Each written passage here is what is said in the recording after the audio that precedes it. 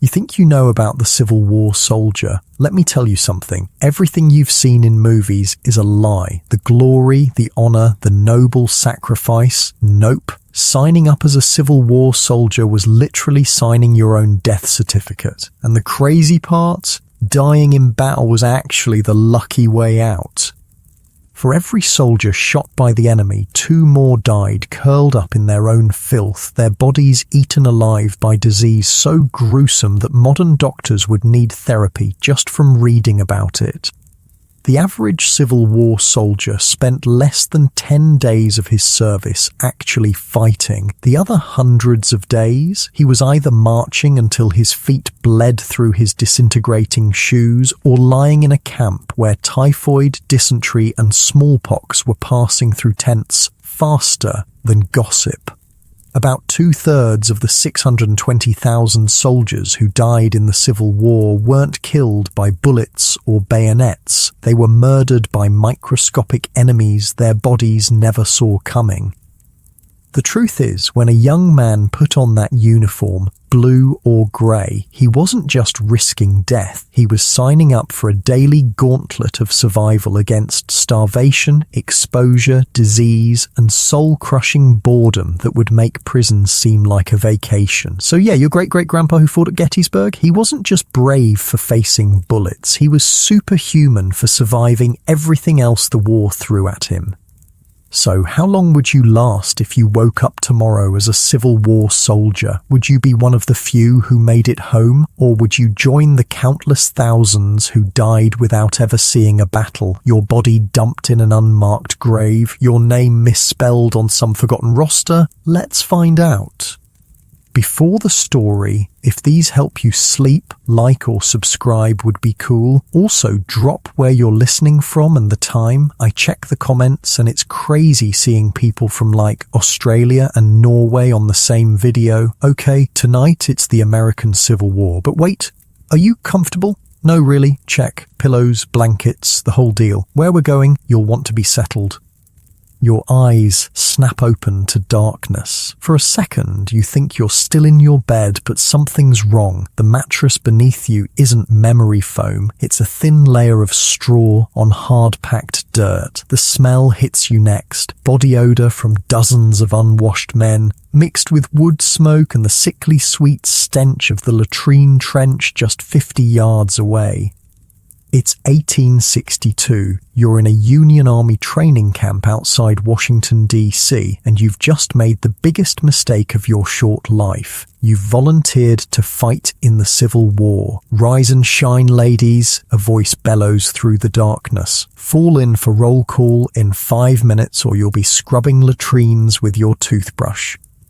You sit up in your bunk, your back already aching. Around you, 30 other men groan and curse as they fumble for their clothes. Unlike your soft, warm bed back home in 2025, this wooden platform barely fits your body. The thin wool blanket covering you is scratchy and offers almost no protection against the morning chill. Your whole body feels stiff, and you've only been here one night. Jesus, this ain't what I signed up for, mutters the kid next to you, a farm boy from Ohio who can't be more than 16. In the dim light from the single lantern hanging from the center pole of the tent, you can see he's shivering. Mars cows sleep better than this. You know what's weird?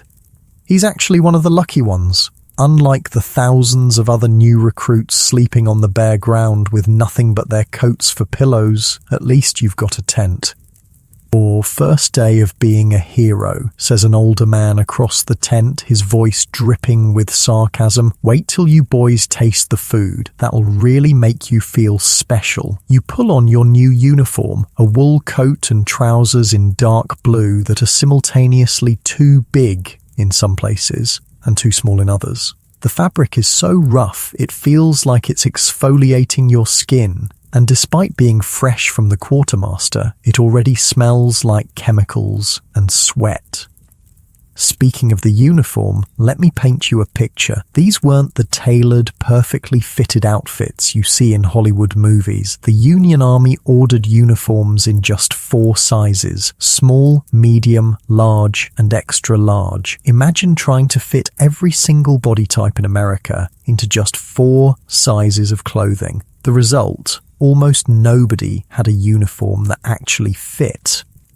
You see a short, skinny guy across the tent with sleeves that hang past his fingertips and pants he has to hold up with suspenders and a belt. Meanwhile, the burly blacksmith 2 bunks down looks like he's wearing his little brother's clothes, the buttons of his jacket straining against his chest, the pants ending awkwardly above his ankles. "Move your asses!" The sergeant's voice cuts through your observations. The Union ain't paying you to admire yourselves. You stumble outside into the pre-dawn chill, joining a ragged line of other recruits. The training camp stretches out before you, a vast city of white canvas tents arranged in neat rows, smoke rising from cook fires as far as the eye can see. It's actually impressive, like an entire town that sprouted overnight.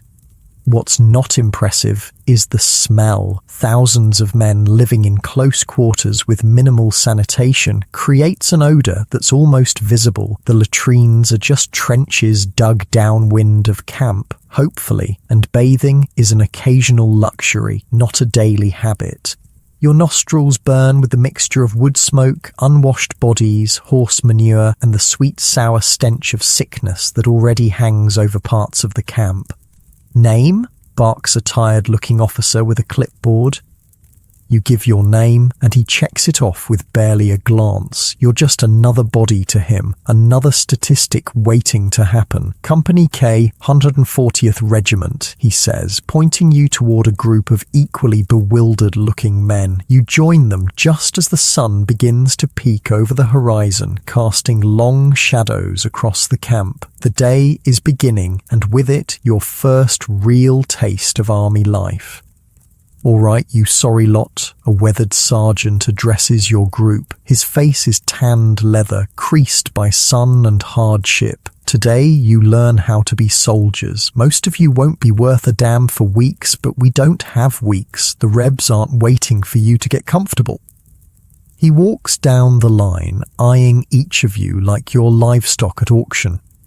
"Forget everything you think you know about war," he continues. "It ain't glorious, it ain't quick, and it sure as hell ain't fair. Your job is simple. Do exactly what I say, exactly when I say it. That's how you stay alive." The man next to you whispers, "My pa said we'd whip the Rebs in a month and be home for harvest." The sergeant's hearing is apparently better than you expected. He stops directly in front of the whisperer, his nose inches from the terrified recruit's face.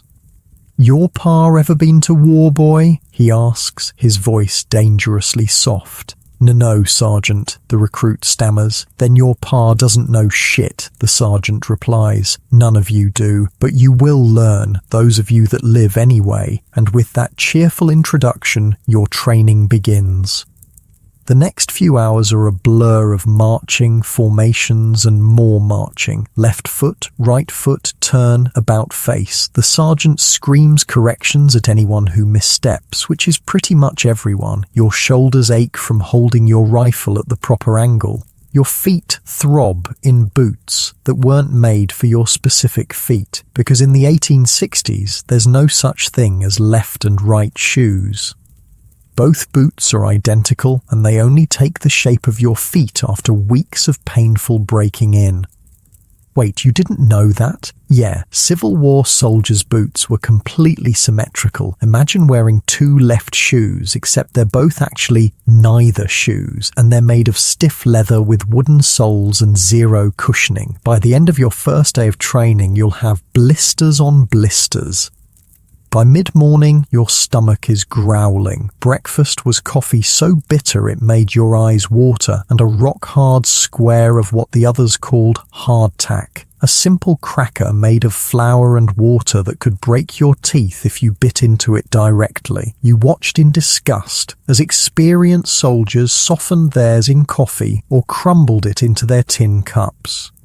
"Don't complain," an older volunteer told you when he saw your expression. "Wait till we're in the field and that hardtack's got worms in it. Then you'll really have something to whine about." "Worms?" you'd asked, hoping he was joking. "Weevils," he'd explained with a grim smile. "Little bugs that live in the flour. After a few weeks they hatch. Hardtack gets so infested sometimes that it'll crawl around on its own." He'd laughed at your horrified expression. "Extra protein, son. You'll learn to be grateful for it when your belly's empty enough." Now, as the sun climbs higher, you begin to understand what real training means. It's not just learning to march or fire a rifle, it's learning to function while your body screams for rest. It's ignoring the blisters forming on your feet, the sweat soaking through your wool uniform in the rising heat, the thirst that parches your throat as water becomes a carefully rationed commodity. "You think this is hard," the sergeant barks as several recruits begin to lag. "Wait till you're marching 20 miles a day with full pack in Virginia summer heat. Wait till you haven't slept in 3 days because the Rebs keep probing your lines. This is a Sunday stroll compared to what's coming."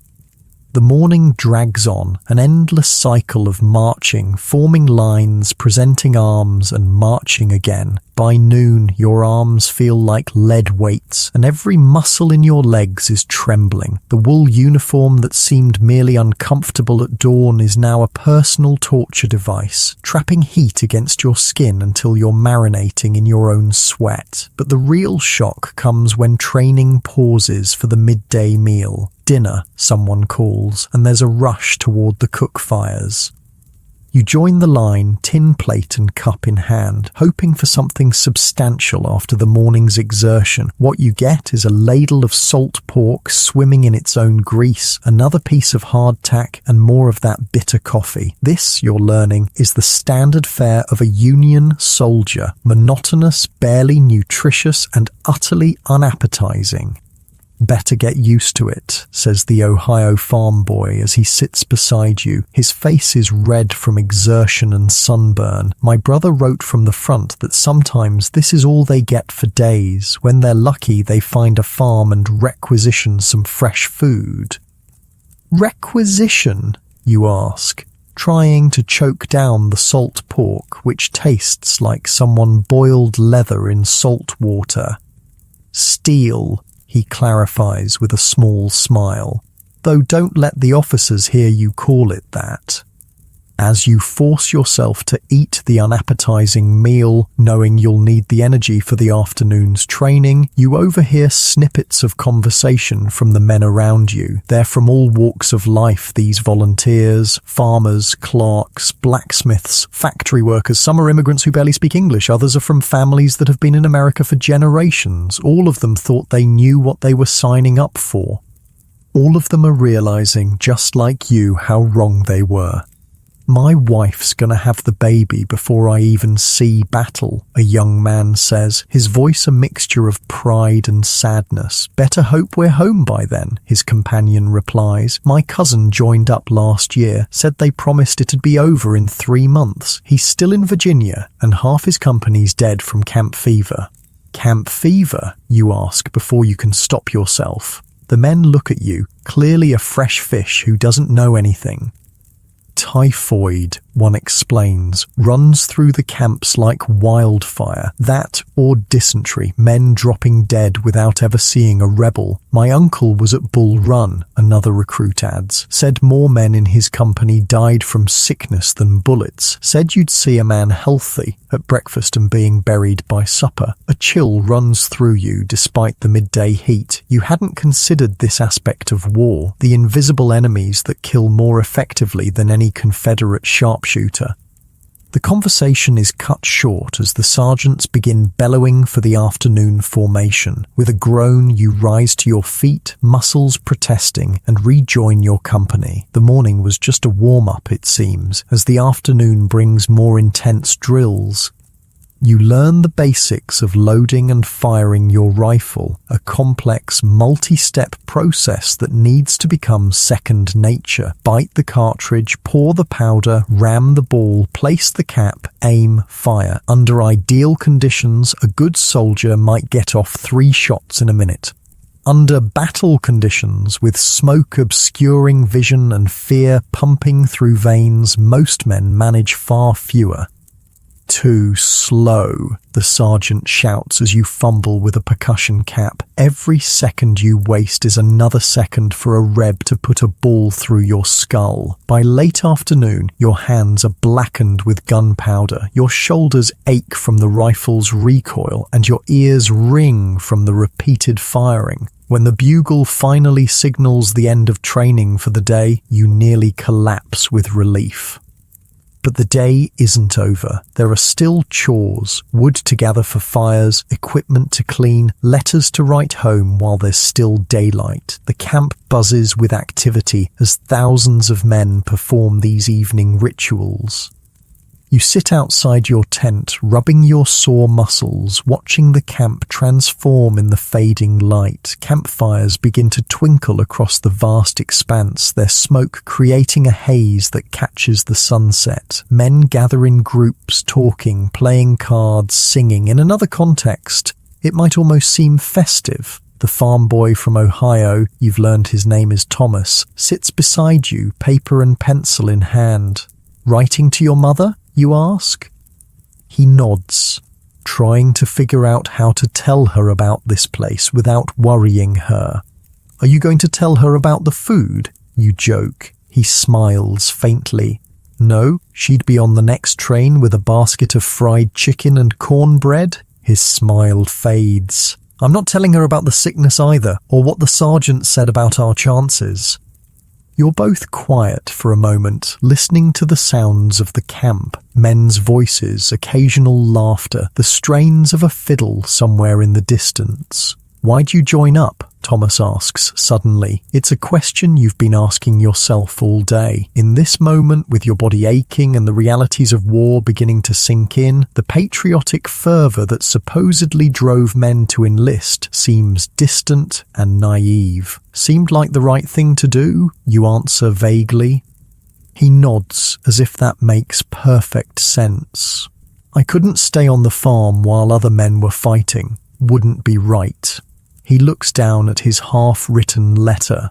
Though I'm starting to think Pa was right about waiting for the draft. Might have had a few more months of Ma's cooking. As darkness falls completely, the bugle sounds again. Time for evening roll call and then sleep. You rise stiffly, already dreading another night on the hard bunk, another dawn of training. The sergeant moves down the line, checking names, making sure no one has deserted after their first taste of army life. When he's done, he addresses the company. You all did passably today, he says, which seems to be high praise from him. Remember what you learned, practice your drills, rest well, tomorrow will be harder.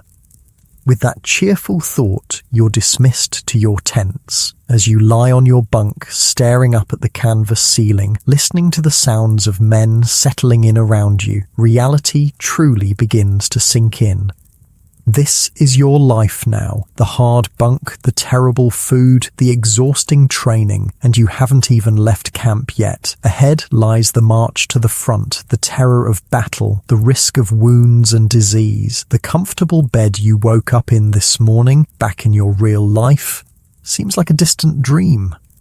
Thomas is already snoring softly beside you, his body too exhausted to stay awake despite the discomfort. Others are whispering, playing quiet card games by lantern light, writing one more paragraph to loved ones.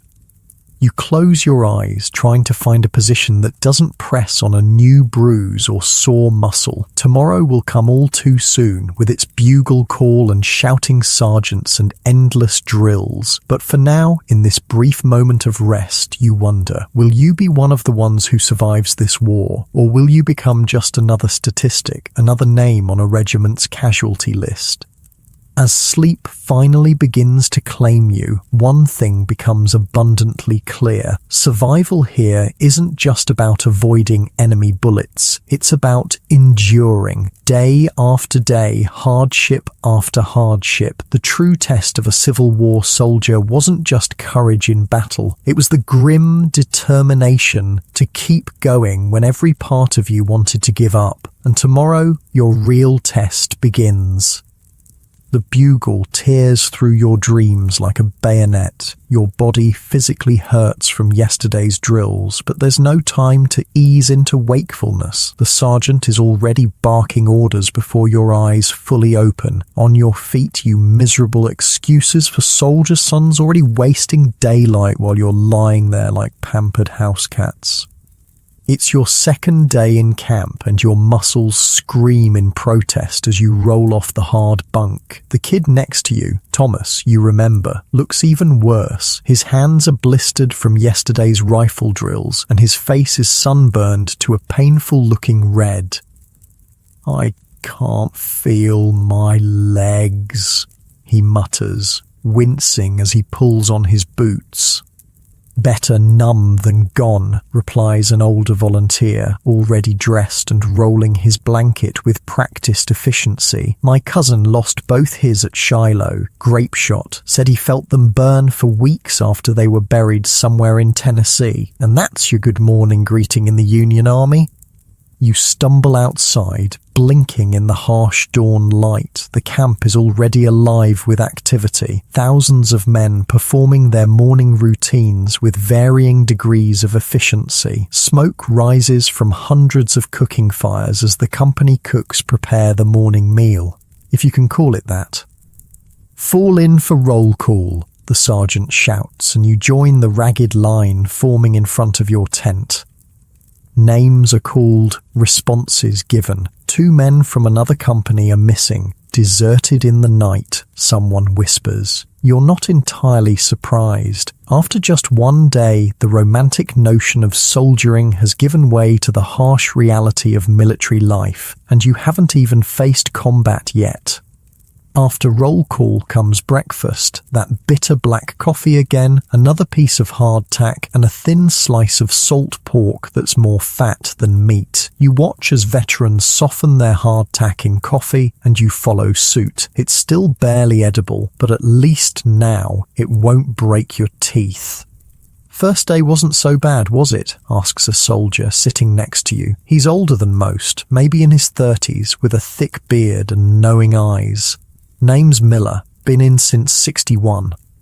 "Not what I expected," you admit, trying to chew a particularly stubborn piece of hardtack. Miller laughs. "None of us expected this. We all thought we'd march off to one big battle, whip the rebs, and be home by Christmas." He sips his coffee, grimacing at the taste. "That was 2 Christmases ago." "How do you stand it?" you ask before you can stop yourself. Miller considers this, scratching his beard. "You get used to some things. The food never gets better though. Here's a tip. Save some of that salt pork fat. It's good for greasing your boots and rifle. Keeps them from rusting." You look down at the greasy mess on your plate with new appreciation. It's not just bad food, it's multi-purpose bad food. The morning brings more drills, but today there's a new element, working as a unit. Your company forms lines, practices marching in formation, and learns the basics of battlefield maneuvers. The importance becomes clear quickly. In the chaos of battle, these formations are your lifeline, the only hope of functioning amid the smoke and terror.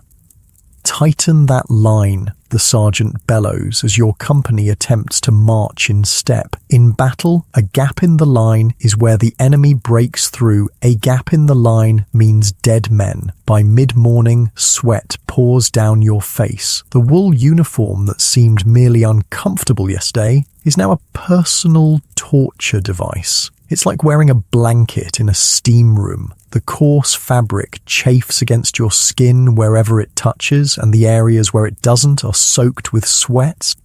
Wool uniforms in summer, mutters the man next to you during a brief water break. Whoever thought of that never had to wear one. The blue shows the blood less, replies another soldier. Trust me, that matters more than you think. Not the most comforting thought as you gulp down warm water from your canteen.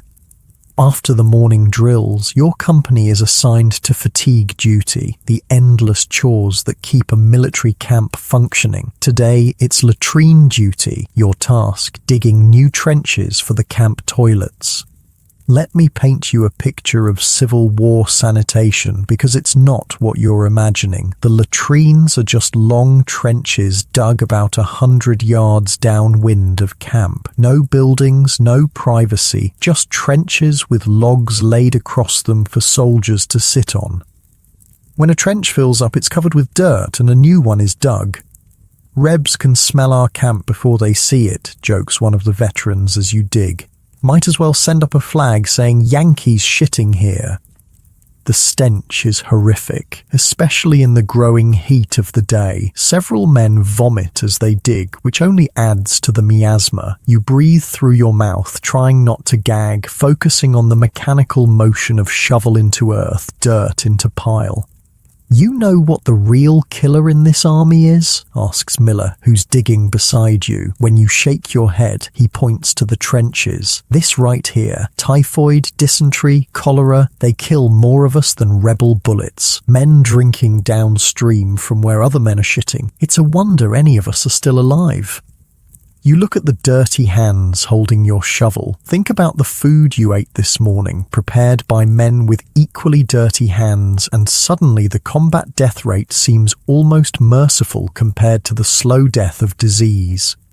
By noon, you're back at the company street, the space between rows of tents that serves as your unit's gathering place. The afternoon is devoted to weapons training, learning to clean and maintain your rifle. This at least seems practical, though the intricate process of maintaining a Civil War-era firearm is far more complex than you imagined. Your rifle is your wife now, the sergeant explains, pacing before the company. You care for it better than you care for yourself. You clean it when it's dirty. You oil it when it's dry. You protect it from rain and mud, because when the shooting starts, a fouled rifle is a death sentence. Yours. The process is meticulous. Each part must be cleaned, oiled, and inspected. The slightest rust or debris could cause a misfire at the critical moment. As you work, Miller shows you tricks that aren't in the official manual. How to use coffee to clean the barrel when proper supplies run out. How to tell if your percussion caps are still good. How a cork stopper can keep moisture out of the barrel during rainy marches. Learned all this the hard way, he says, as he demonstrates how to properly fold a cleaning patch. First battle I was in, my rifle misfired 3 times. Thought I was going to die with a useless piece of iron in my hands. As the afternoon wears on, you notice a commotion at the edge of camp. A wagon has arrived, surrounded by excited men. Mail call, someone shouts, and there's an immediate rush toward the wagon. The company clerk stands with a stack of letters calling out names. When your name isn't called, you feel a surprising pang of disappointment, even though you logically know there's been no time for a letter to reach you. Thomas, however, receives a thick envelope that makes his face light up. From Ma, he says, clutching it like treasure. Probably wrote it before I even left home. Mail, you're quickly learning, isn't just communication, it's a lifeline. You see how men's faces transform when their names are called, how they retreat to private corners to devour words from home. The lucky ones share cookies, dried fruit, or other treats sent by loving families. The unlucky ones stare at the ground, trying to hide their disappointment. One soldier tears open his letter, reads the first few lines, and his face crumples. He walks away quickly, trying to hide his tears. Bad news, Miller explains quietly. Happens all the time. Life doesn't stop while we're away. People get sick, farms fail, wives find other men. Some days I think the mail wagon brings more misery than the battlefield. After mail call comes another round of drilling, then evening mess. Beans today. A welcome change from salt pork, though they're undercooked and bland. As the sun begins to set, you finally have your first real free time since arriving. Some men write letters hunched over makeshift desks. Others play cards using hardtack crumbs as poker chips. A fiddle starts up somewhere down the company street, and a small group forms, singing songs from home. You sit outside your tent, muscles aching, watching the camp settle into evening rhythms. Despite the discomfort, the dreariness, there's something fascinating about this temporary city of men. Every state in the Union is represented here, every trade and profession, every walk of life. Ohio boys are organizing a baseball game tomorrow if we don't march, Thomas says, sitting beside you. Do you play? Before you can answer, shouting erupts from a nearby tent. Two men square off, fists raised, while others rush to separate them. Jenkins said Richmond would fall by August, explains a spectator to the gathering crowd. Patterson called him a damn fool optimist. The fight is quickly broken up by a corporal, both men sent to cool off on opposite sides of camp. But the incident highlights the tension that simmers beneath the surface. Boredom, frustration, fear, all looking for an outlet. Happens every day, says Miller, who has appeared beside you. Men packed too tight with nothing but their thoughts. Bad combination. He nods toward another part of camp where soldiers cluster around a man dealing cards. That's why gambling's so popular. Takes your mind off things. What about the drinking I've heard about, you ask, having noticed the absence of alcohol in camp? Miller snorts. Officers get their whiskey rations. Us regular folks, we make do with what we can find or smuggle in. Payday brings the sutlers with their overpriced hooch. Until then, it's this fine establishment. He gestures around at the dusty camp with mock grandeur. As darkness falls completely, men begin to retire to their tents. The day's exertions make sleep come easier than it did last night, despite the hard bunk and wool blanket that itches against your skin. Just as you're drifting off, a commotion startles you awake, shouting, running feet. For a moment you think it's a surprise attack, but the voices don't sound alarmed. They sound excited. New fish, someone calls, fresh meat coming in. You follow Thomas and the others outside. A column of new recruits marches into camp, looking just as you must have yesterday. Clean uniforms, uncertain faces, still carrying the look of civilians despite their military dress. God, were we that green? Thomas whispers. Greener, Miller replies with a chuckle. At least these poor bastards will have you to show them the ropes. The thought is startling that after just one full day you're already becoming a veteran compared to someone. The rate at which civilian men are transformed into soldiers is both disturbing and impressive. As the new recruits are assigned to companies, a low rumble of thunder sounds in the distance. The veterans immediately look up, their faces growing serious. Rain coming, says Miller, sniffing the air. Better check your gear, make sure nothing's going to get soaked. You return to your tent, securing your belongings as best you can. The canvas shelter is supposedly waterproof, but the older men's concern suggests otherwise. You soon learn why as the first heavy drops begin to fall, quickly turning into a downpour. Water immediately finds every seam and weak spot in the canvas. Small leaks appear, dripping onto bunks and equipment. Outside, the previously dusty paths between tents transform into mud slicks. Men rush to dig drainage ditches around their tents, while others place precious items in the driest corners. Welcome to the glamorous army life, Miller jokes as he positions his cup to catch a leak directly over his bunk. where even the sky is trying to kill you. The rain continues through the night, a constant drumming on canvas that makes sleep nearly impossible. By dawn, the entire camp is a quagmire of mud. Morning roll call is conducted under a steadily dripping sky, soldiers standing in ankle-deep muck. Breakfast is even less appetizing than usual. Coffee watered down by rain, hardtack turning to mush. The day's training will continue regardless of weather, the sergeant informs you with obvious relish. If anything, he seems pleased by the miserable conditions. "You think the Rebs are going to stop fighting because of a little rain?" he barks. "Weather's just another enemy to overcome." As you slosh through mud toward the drill field, Thomas slips and falls face first into a puddle. When he rises, his once blue uniform is a uniform brown from chest to knees. "My ma's going to kill me," he mutters, trying unsuccessfully to wipe away the mud. "Spent 3 days sewing this uniform?" "Your ma's not here," the sergeant says, overhearing, "and that mud might save your life. Shiny brass buttons make fine targets for rebel sharpshooters." The morning's drill is a special kind of misery. Rifles that must be kept dry despite the rain, formations maintained in slippery mud, wool uniforms that grow heavier with every passing minute as they absorb water. By midday, you're soaked to the skin, chilled despite the summer temperature, your hands raw and wrinkled.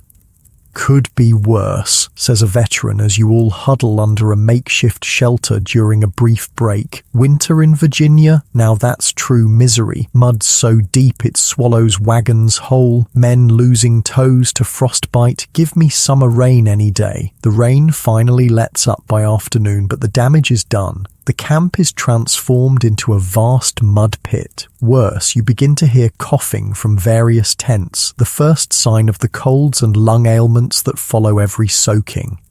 That evening, as you try to dry your few possessions by a smoky fire, Miller sits beside you. He's been watching you throughout the day, you realize. Not just you, but all the new recruits, gauging who might have what it takes to survive. 2 days in, he says, "Still glad you joined up?" You consider the question seriously. Your body aches in places you didn't know could ache. You're damp, dirty and hungry despite having eaten 3 meals. You've been shouted at, worked to exhaustion, and introduced to the grim realities of camp disease and sanitation. And yet, there's something else too, a growing sense of belonging, of shared hardship creating bonds that civilian life rarely forges. When Thomas slipped in the mud, 3 men immediately moved to help him up. When rations were distributed, you saw veterans showing newcomers how to make the most of the meager offerings. "Ask me after I've seen battle," you finally reply. Miller nods, seeming to approve of the answer. Smart. That's when you really know. He pokes at the fire with a stick, sending sparks into the darkening sky. Truth is, the fighting isn't even the hardest part for most. It's this: the waiting, the marching, the sickness. Battle at least happens fast. Camp life drags on forever. As night falls again, you settle into your damp bunk, listening to the sounds of the camp. Men coughing, quiet conversations, someone softly playing a harmonica. Your second full day as a soldier is ending, and already civilian life seems distant, almost unreal. Tomorrow, you'll learn, brings a new challenge, a practice march with full pack and equipment. The sergeants call it a little stroll of 15 miles. The veterans call it the first culling, the march that separates those who might survive from those who definitely won't. As you drift towards sleep, you wonder which group you'll fall into. Your body is already protesting the abuses of just 2 days. How will it handle 15 miles with 40 pounds of gear? How will it handle months of marching or the terror of battle? In your last conscious moments, you realize something has changed since yesterday. You're no longer just an observer in this strange world of the Civil War soldier. You're becoming a part of it, your body and mind adapting, however painfully, to its demands, and tomorrow will demand even more. The 15-mile march begins at dawn. Your stomach churns with a mixture of hunger and dread as you strap on your equipment, haversack with rations, canteen, cartridge box, and most crucially, your knapsack. The veterans call it the elephant, and now you understand why. Loaded with your blanket, spare clothing, personal items, and share of company equipment, it feels like there's a small child sitting on your shoulders. Straighten those lines, the sergeant barks as your company forms up. This ain't a Sunday stroll, show me your soldiers, not schoolgirls on a picnic. The sun hasn't even cleared the trees, but already sweat trickles down your back under the wool uniform. You adjust the straps of your knapsack one more time, trying to find some configuration that doesn't immediately send pain shooting through your shoulders. First mile's the easiest, Miller murmurs beside you. He's transformed his knapsack somehow, added leather reinforcements to the straps and rigged a belt that transfers some weight to his hips. 10th mile separates the men from the boys. 15th mile separates the living from the dead. The drums begin, setting the marching pace, and your company moves out. The rhythm is brisk but not punishing, about 110 steps per minute, designed to cover ground efficiently while conserving energy, in theory anyway. The first hour isn't so bad. The morning is cool, your legs are fresh, and there's a certain pride in being part of this long blue column snaking its way through the countryside. Flags flutter in the breeze, officers ride alongside on horseback, and if you squint, it almost looks like those heroic paintings of armies on the march. Then reality sets in.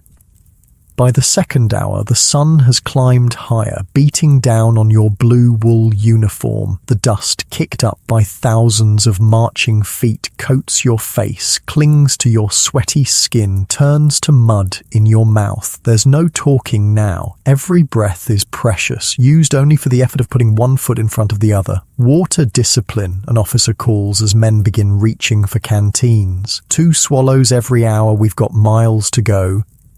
You've already drained half your canteen, a rookie mistake. Now you'll have to ration what remains, your mouth growing drier with each dusty step. The third hour brings the first casualties, not from enemy fire, but from the march itself. A man collapses a dozen rows ahead, face purple from heat exhaustion. The column parts around him like a stream around a rock. 2 men drag him to the side of the road, where a medical wagon will eventually collect him, if he's lucky.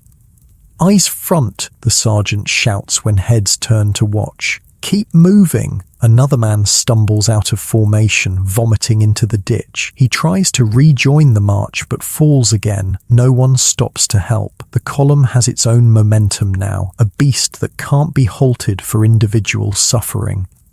Happens every march. Thomas pants beside you. His face is streaked with dust and sweat, his eyes glazed with fatigue. Sergeant says if you fall out once, you'll fall out again. Says some men just ain't built for soldiering. You wonder what not built for soldiering means for those men.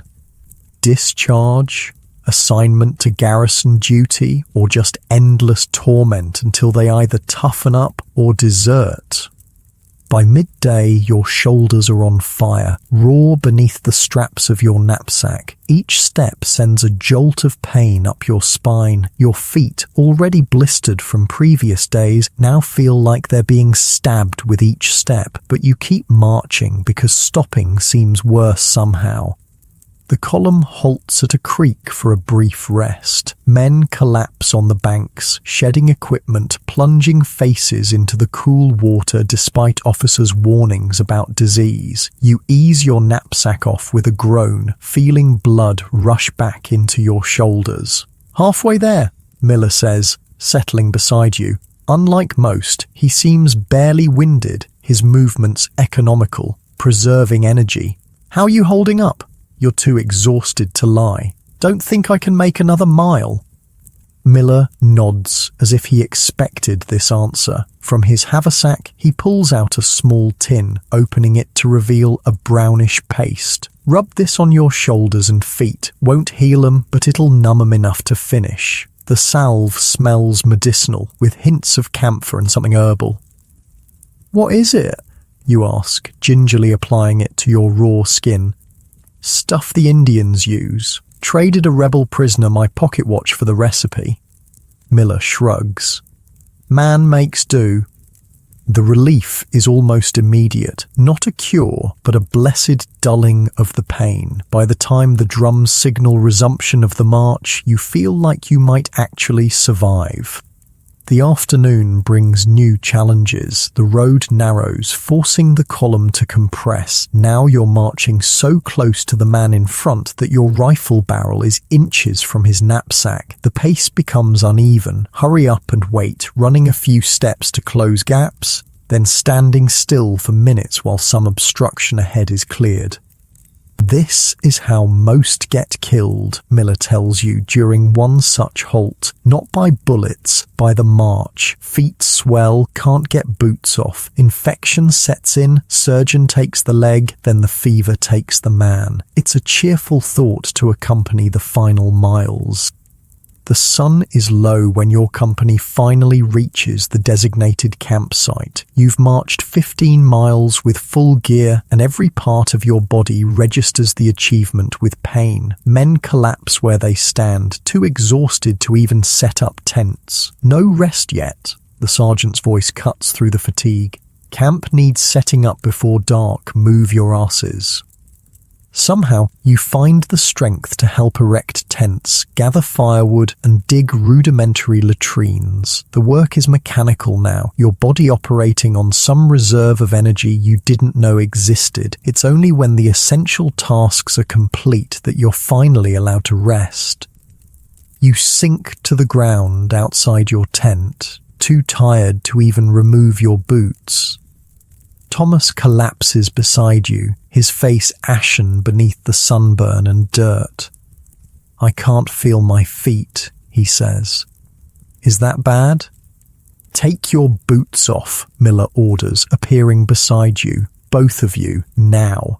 The effort is excruciating. Your boots have molded to your swollen feet, and removing them feels like peeling off a layer of skin. When they finally come free, the smell is horrific. Blood, sweat, and the beginning of infection. Miller examines Thomas's feet first, his expression grim. "Trench foot starting, lucky we're not marching tomorrow." He reaches into his haversack and pulls out a small bottle. "Clean 'em with this, then air dry. No socks till morning." The liquid stings like fire, but you follow instructions, watching in horror as the water turns pink with blood from blisters you didn't even feel breaking. "How do you know all this?" you ask Miller as he checks your feet with professional detachment. "4th Regiment I've served in," he replies, applying his salve to the worst spots. "First one, lost half my foot to gangrene. Learned my lesson. Take care of your feet, or you won't have feet to take care of." Evening brings a new kind of misery. Having pushed your body beyond its limits, you now can't sleep despite bone-deep exhaustion. Every muscle throbs, your shoulders feel flayed, your feet pulse with pain. Around you, men groan, shift positions, seek comfort that doesn't exist on the hard ground. "Sing something, Joe," someone calls from the darkness, and a tenor voice begins a slow, mournful rendition of "Home, Sweet Home." Other voices join in, creating a haunting chorus that spreads through the camp. You lie there, staring at the stars, listening to hundreds of homesick men sing about the place they'd rather be. Morning comes too soon, but brings a blessed announcement, a day of rest before continuing the march. The officers call it tactical necessity. The enlisted men call it not wanting half the regiment to drop dead. You use the time to tend to your battered body. Following Miller's advice, you wash your one spare pair of socks and hang them to dry, mend a tear in your trousers, and most importantly, Soak your feet in the nearby creek. The cold water brings immediate relief, though the sight of your feet is alarming, blistered, bruised, with patches of angry red where infection threatens. Around you, dozens of other men are doing the same, comparing injuries like badges of honor. "Got a beauty here," says a corporal, displaying a blister the size of a silver dollar. "Gonna name it after my ex-wife, painful, swollen, and full of poison." The joke earns tired laughs. Humor, you're learning, is essential currency in the army, often dark, usually profane, but vital for maintaining sanity. By midday, you feel almost human again. The rest has worked wonders, and a meal of salt beef and hardtack, while hardly appetizing, restores some energy. You've even managed to forage some wild berries from the edge of camp, a tart burst of flavor that makes the hardtack almost palatable. Mail call. The announcement sends a ripple of excitement through the camp. This time, your name is called. A letter has caught up with you, forwarded from the training camp. The thin envelope feels like a treasure in your hands. You retreat to a quiet spot to read, savoring each word from home. The news is mundane, local gossip, family updates, questions about army life, but it forms a lifeline to the world you left behind. You read it 3 times before carefully folding it into your breast pocket, close to your heart. Thomas wasn't so lucky. He hovers nearby, trying not to look disappointed. "Nothing from Ma yet," he says, forcing a smile. "Probably still on its way." "You can share mine," you offer, and his face brightens as you read him the lighter parts of your letter. The afternoon brings more rest, but also preparation for the next day's march. Rumors swirl through camp. You're heading to Washington or to Baltimore or straight to Richmond to end the war in one decisive battle. No one really knows, and the officers aren't telling. "Best not to know," Miller advises as you clean your rifle together. Each day has enough troubles without borrowing from tomorrow. That evening, something unexpected happens. A wagon arrives in camp, and with it comes fresh bread, a welcome change from hardtack, and even more surprisingly, a barrel of dried apples. The sudden luxury lifts spirits throughout the camp. "Special treat," explains the quartermaster sergeant as he supervises distribution. "General's orders, says you boys did well on the march. The dried apples are tough and overly sweet, but after days of bland rations, they taste like the finest delicacy. Men savor each piece, trading portions of bread for extra fruit or vice versa according to preference. First rule of army life," Miller says, watching the bartering with amusement. "Enjoy the good when it comes, never lasts long." As if to prove his point, the drums beat that evening, signaling assembly. Your company forms up, wondering what new demand awaits. The captain appears, his face serious. "Men, our orders have changed," he announces. "We march at first light, joining the main army near Culpeper. Intelligence suggests Confederate forces are massing in the area." A murmur runs through the ranks. Culpeper means Virginia. Virginia means the front lines. The front lines mean battle. "Full marching order," the captain continues. 3 days' rations, 60 rounds of ammunition per man. We'll cover 20 miles tomorrow, so rest well. The news transforms the camp. Men who were laughing over dried apples minutes ago are now somber, checking equipment, counting bullets, writing hasty letters home. The veterans seem particularly focused, their movements precise, almost ritualistic. "Should I be worried?" you ask Miller as you prepare your gear. He looks at you, his weathered face unreadable.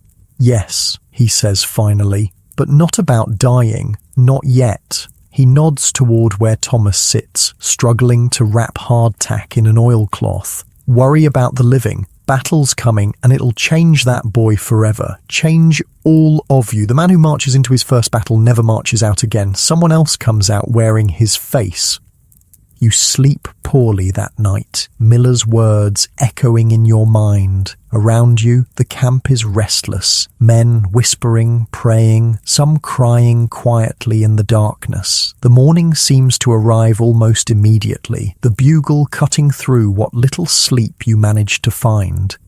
The mood is different as you form up in the pre-dawn gloom. Gone is the grousing about sore muscles and bad food. In its place is a tense silence, broken only by the necessary commands and the rhythmic stamp of boots as the column moves out.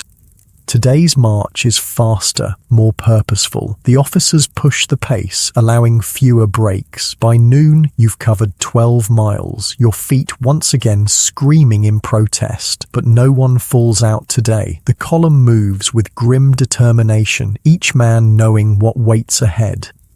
The countryside changes as you march south. More farms, fewer towns, and increasingly hostile looks from the few civilians you encounter. This is a different Virginia from the friendly environs of Washington's outskirts. Here, you are invaders, not defenders. Keep an eye on your gear, Miller warns during a brief halt. Locals will steal anything not nailed down. Had a boy in my last regiment wake up with his boots gone, marched barefoot for a week before quartermaster found replacements. As the day wears on, you begin to notice other changes. More cavalry scouts passing the column, signal officers on hilltops with flags, distant rumbles that might be thunder but probably aren't. Artillery, confirms a sergeant when someone asks. Still miles off. Nothing to worry about yet. Yet. The word hangs in the air, pregnant with meaning.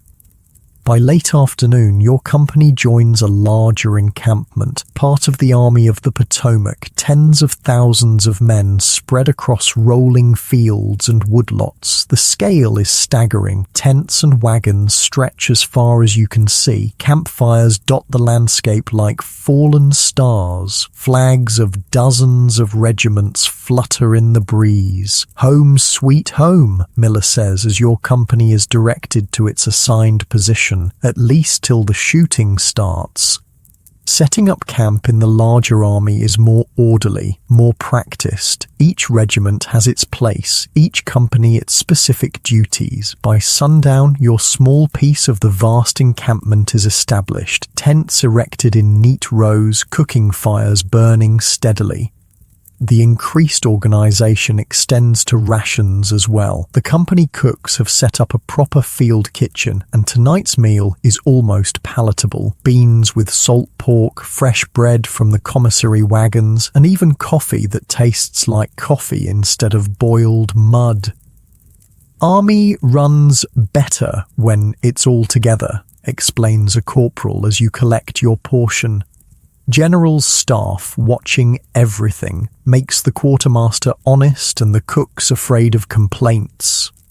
After eating, you explore the camp with Thomas, both of you wide-eyed at the martial city that has sprung up around you. Sutlers have established shops selling everything from tobacco to writing paper at outrageous prices. A regimental band plays near headquarters. Men gather in groups, gambling, telling stories, cleaning weapons. But beneath the almost festive atmosphere, you sense tension. Veterans clean their rifles with methodical care. Officers huddle over maps. Ambulance wagons assemble in orderly rows, their purpose unmistakable. "We're really going to fight, aren't we?" Thomas asks, as you make your way back to your company street. His voice has lost its rural twang, flattened by fatigue and apprehension.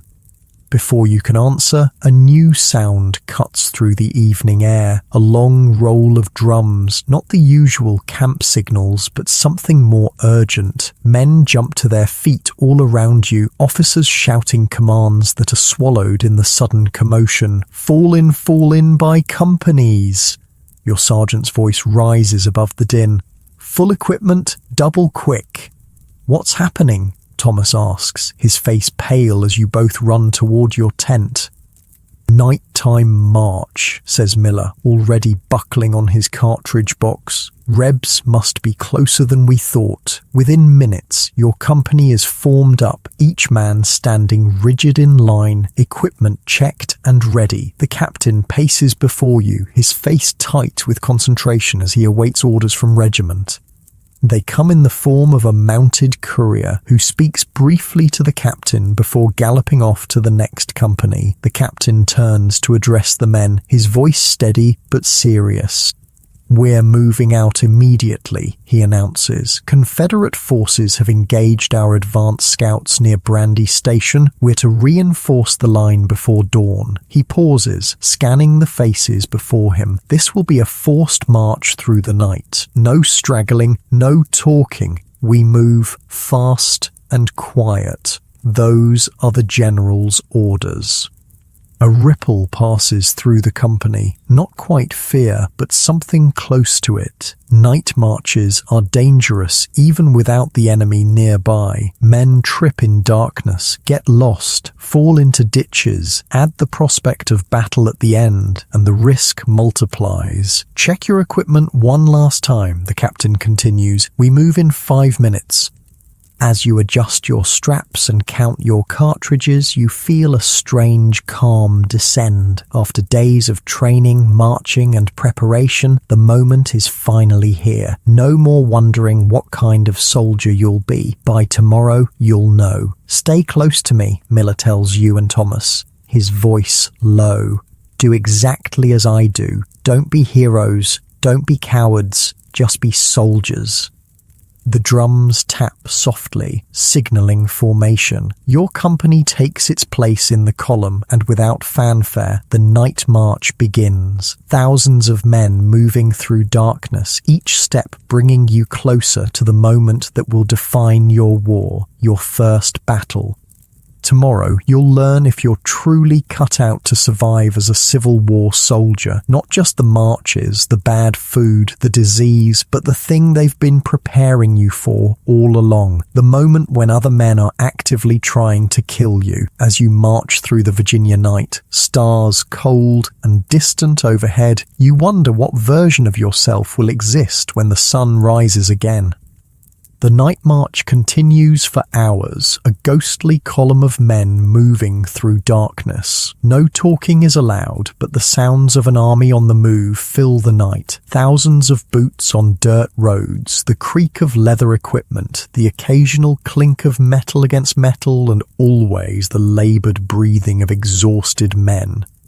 Your feet have gone beyond pain to a strange numbness. Your shoulders no longer register the weight of your knapsack. You've entered a dreamlike state where only the next step matters. Your world narrowed to the shadowy form of the man marching in front of you.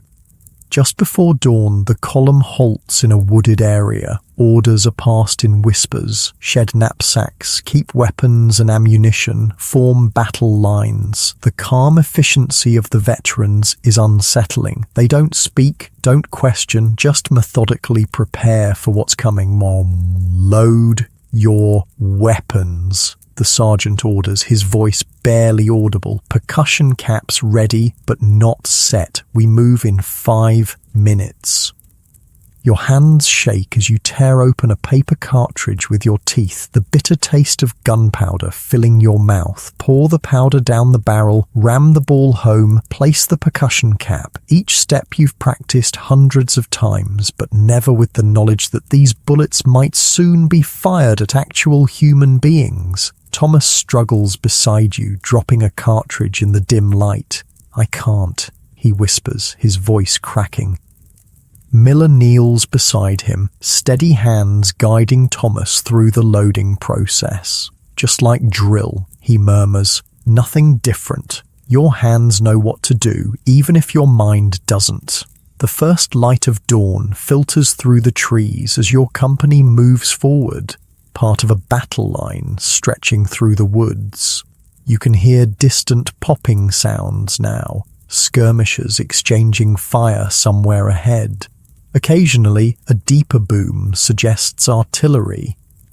The company emerges from the woods into a rolling field of wheat, golden in the early light. In another context, it might be beautiful. Now it's just open ground you'll have to cross under fire. Forward, march, the command passes down the line, and the company steps into the wheat, rifles at the ready. You're in the second row of the formation. Ahead of you, a lieutenant walks backward, keeping the line straight with quiet commands. Dress right, keep your intervals, steady pace.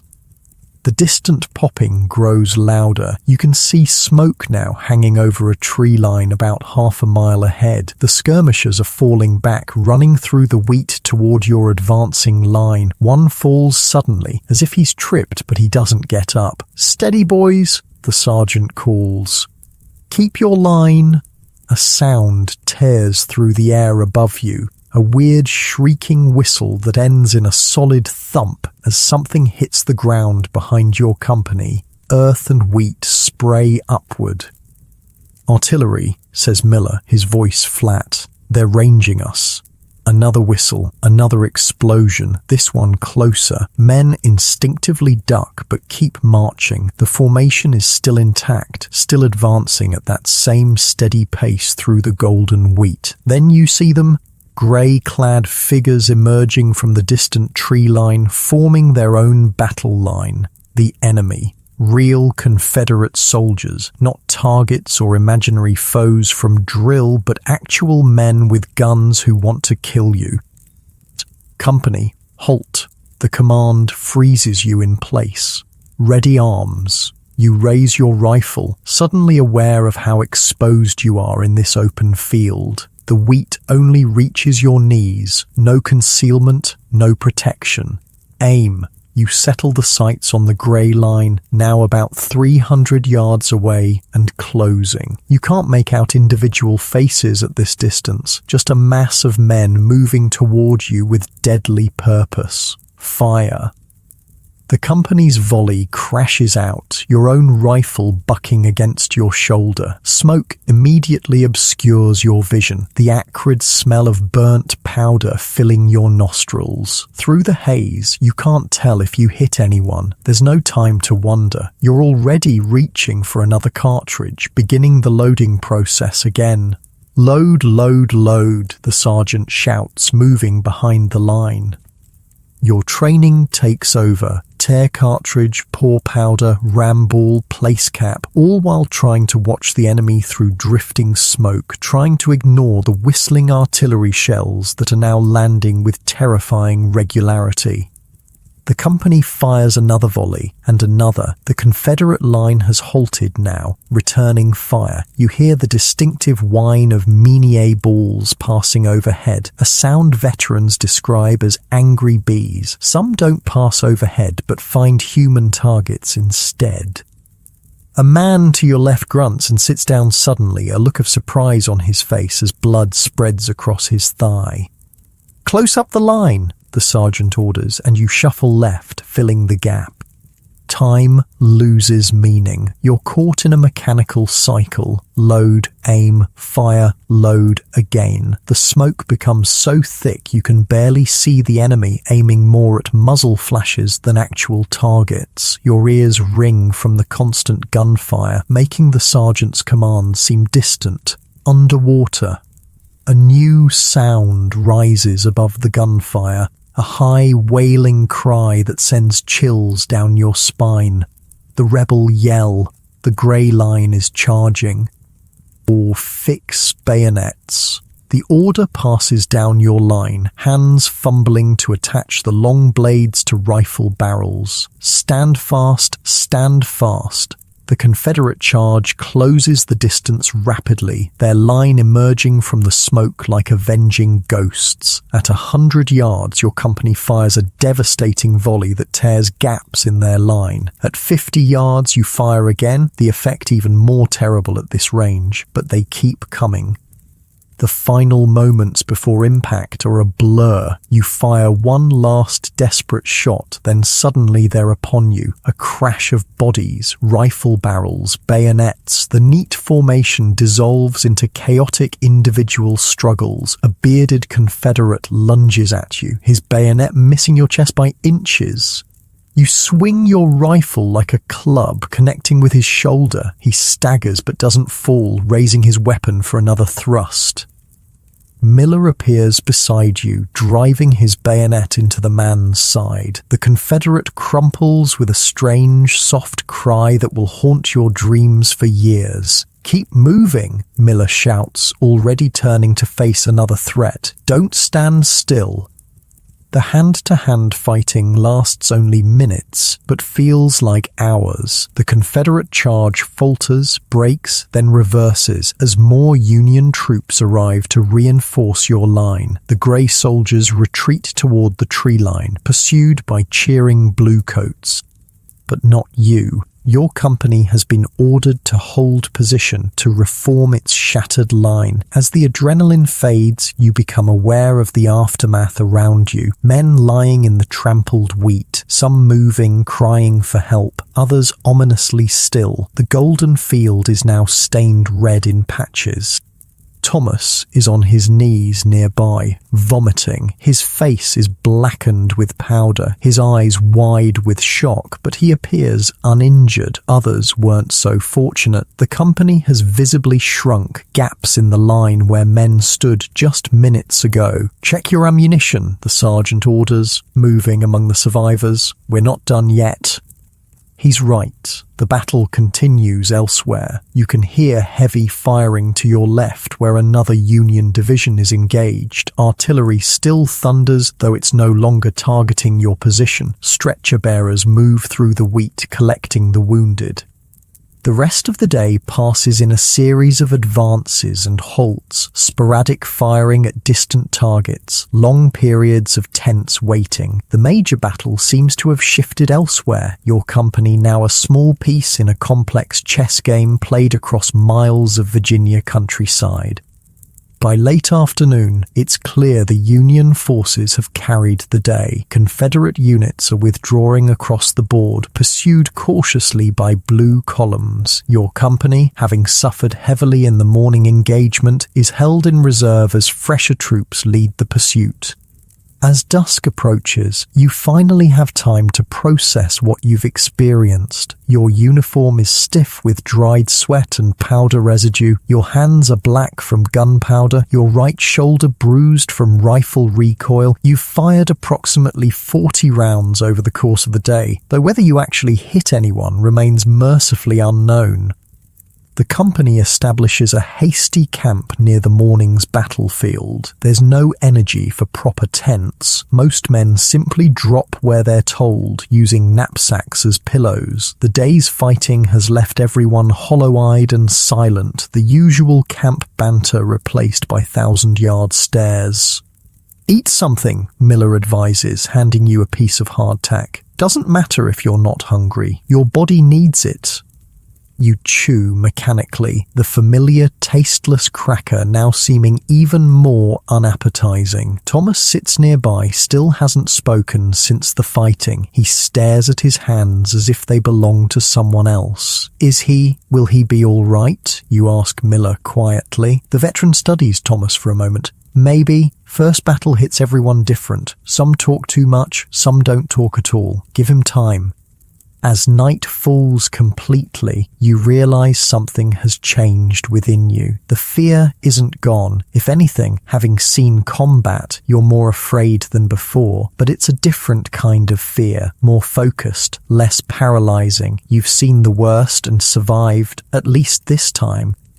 Sleep comes in fits and starts, interrupted by vivid flashes of the day's fighting and the moans of wounded men in nearby field hospitals. The medical tents operate through the night, lanterns casting grotesque shadows as surgeons work tirelessly on broken bodies.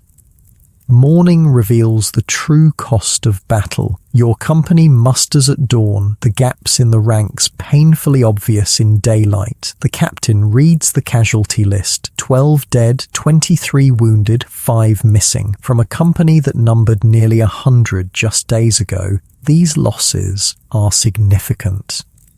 The names wash over you, some familiar, others just faces you can barely recall. Each represents a man who was breathing, hoping, fearing just hours ago. Now they're statistics in what the newspapers will call a sharp engagement, not even important enough to be remembered as a major battle.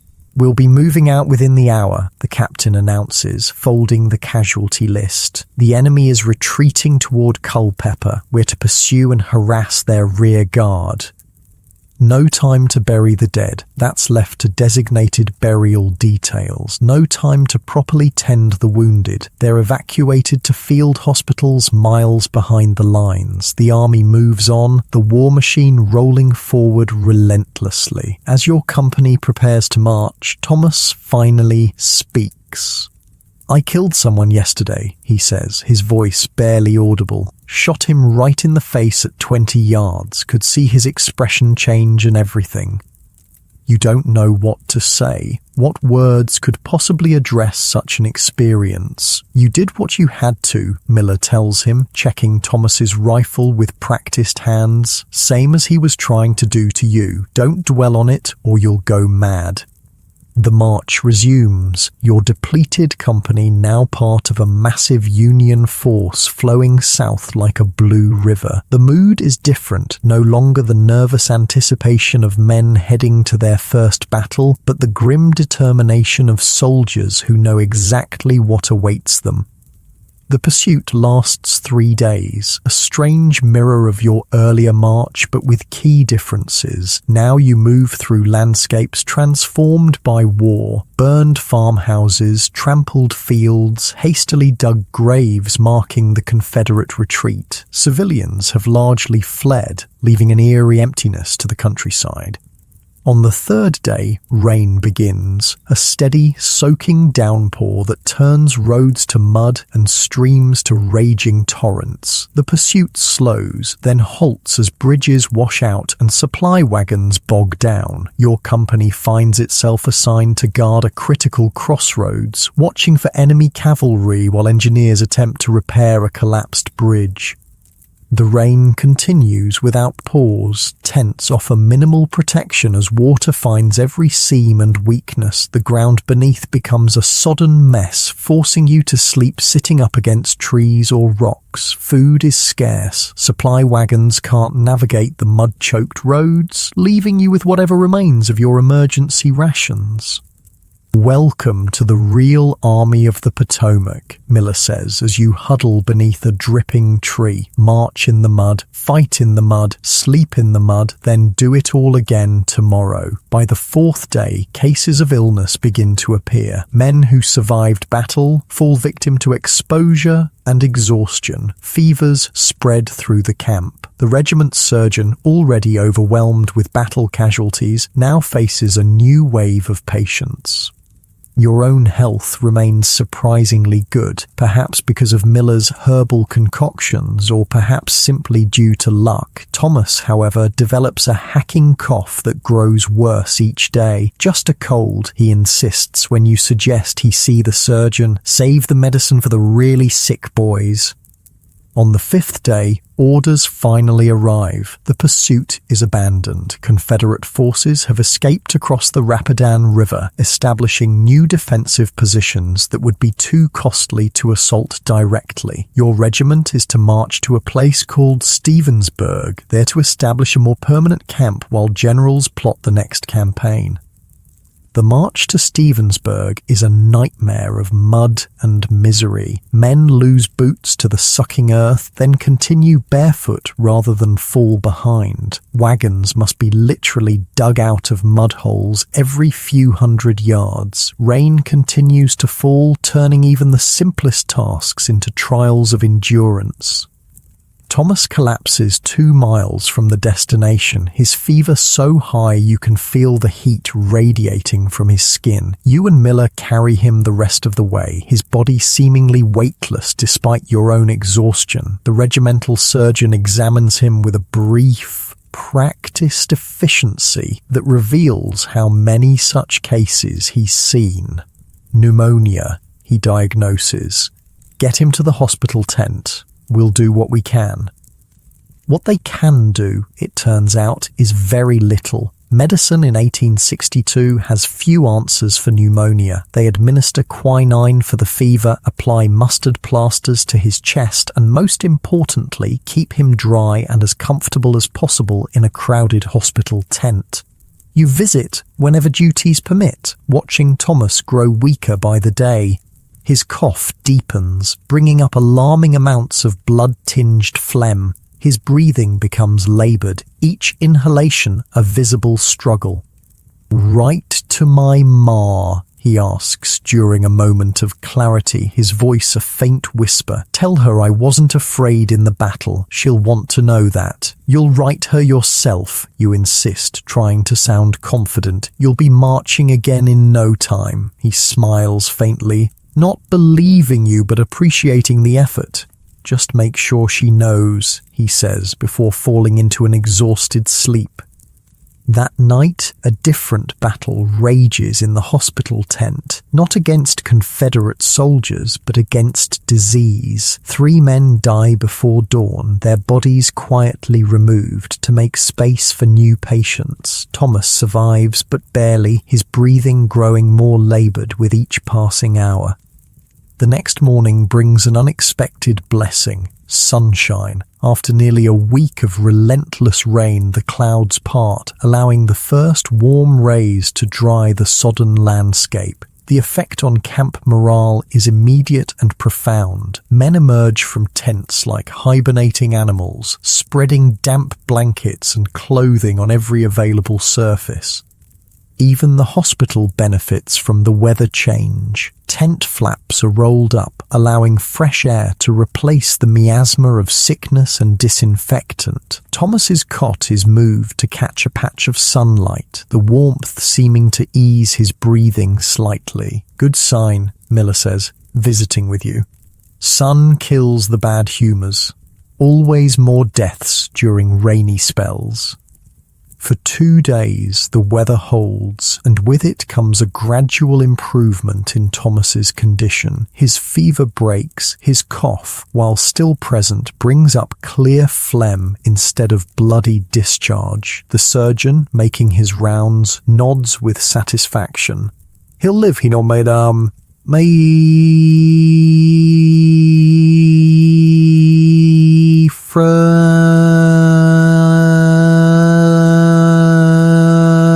Whether he'll fight again is another question.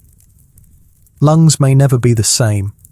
While Thomas recovers, the regiment establishes a proper camp at Stevensburg, not the hasty bivouac of an army on the move, but a semi-permanent installation with orderly streets, proper latrines, and even a crude shower system rigged by enterprising engineers. Your company, still under strength from battle casualties and illness, is assigned to picket duty rather than the more strenuous task of building fortifications. Each day, you march to the outer perimeter of the Union position, there to watch for enemy movement and provide early warning of any Confederate approach. Picket duty has its own unique stress. You stand for hours at the edge of woods or fields, staring into the middle distance, jumping at every rustle of leaves or snap of twigs. Confederate pickets do the same, often just a few hundred yards away. Occasionally shots are exchanged, more from nervousness than actual targets. Worst part of soldiering, Miller opines during one such watch. Rather have a proper fight than this waiting, makes the mind play tricks. After a week, Thomas is released from the hospital, pale and thin but alive. He's given light duty around camp while he regains his strength. The experience has changed him, the boyish enthusiasm replaced by a quiet thoughtfulness that makes him seem years older. doctor says I might get sent home if my lungs don't improve, he tells you one evening as you clean your rifle. Medical discharge. That's good, isn't it? You ask. See your family again. Sleep in a real bed.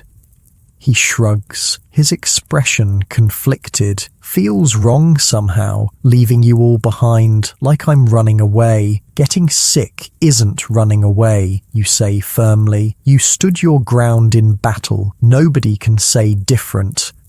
Thomas doesn't seem convinced, but the conversation is interrupted by the arrival of the mail wagon, a highlight of camp life that temporarily pushes all other concerns aside. This time, Thomas receives a thick package from home, along with several letters. His face lights up as he recognizes his mother's handwriting.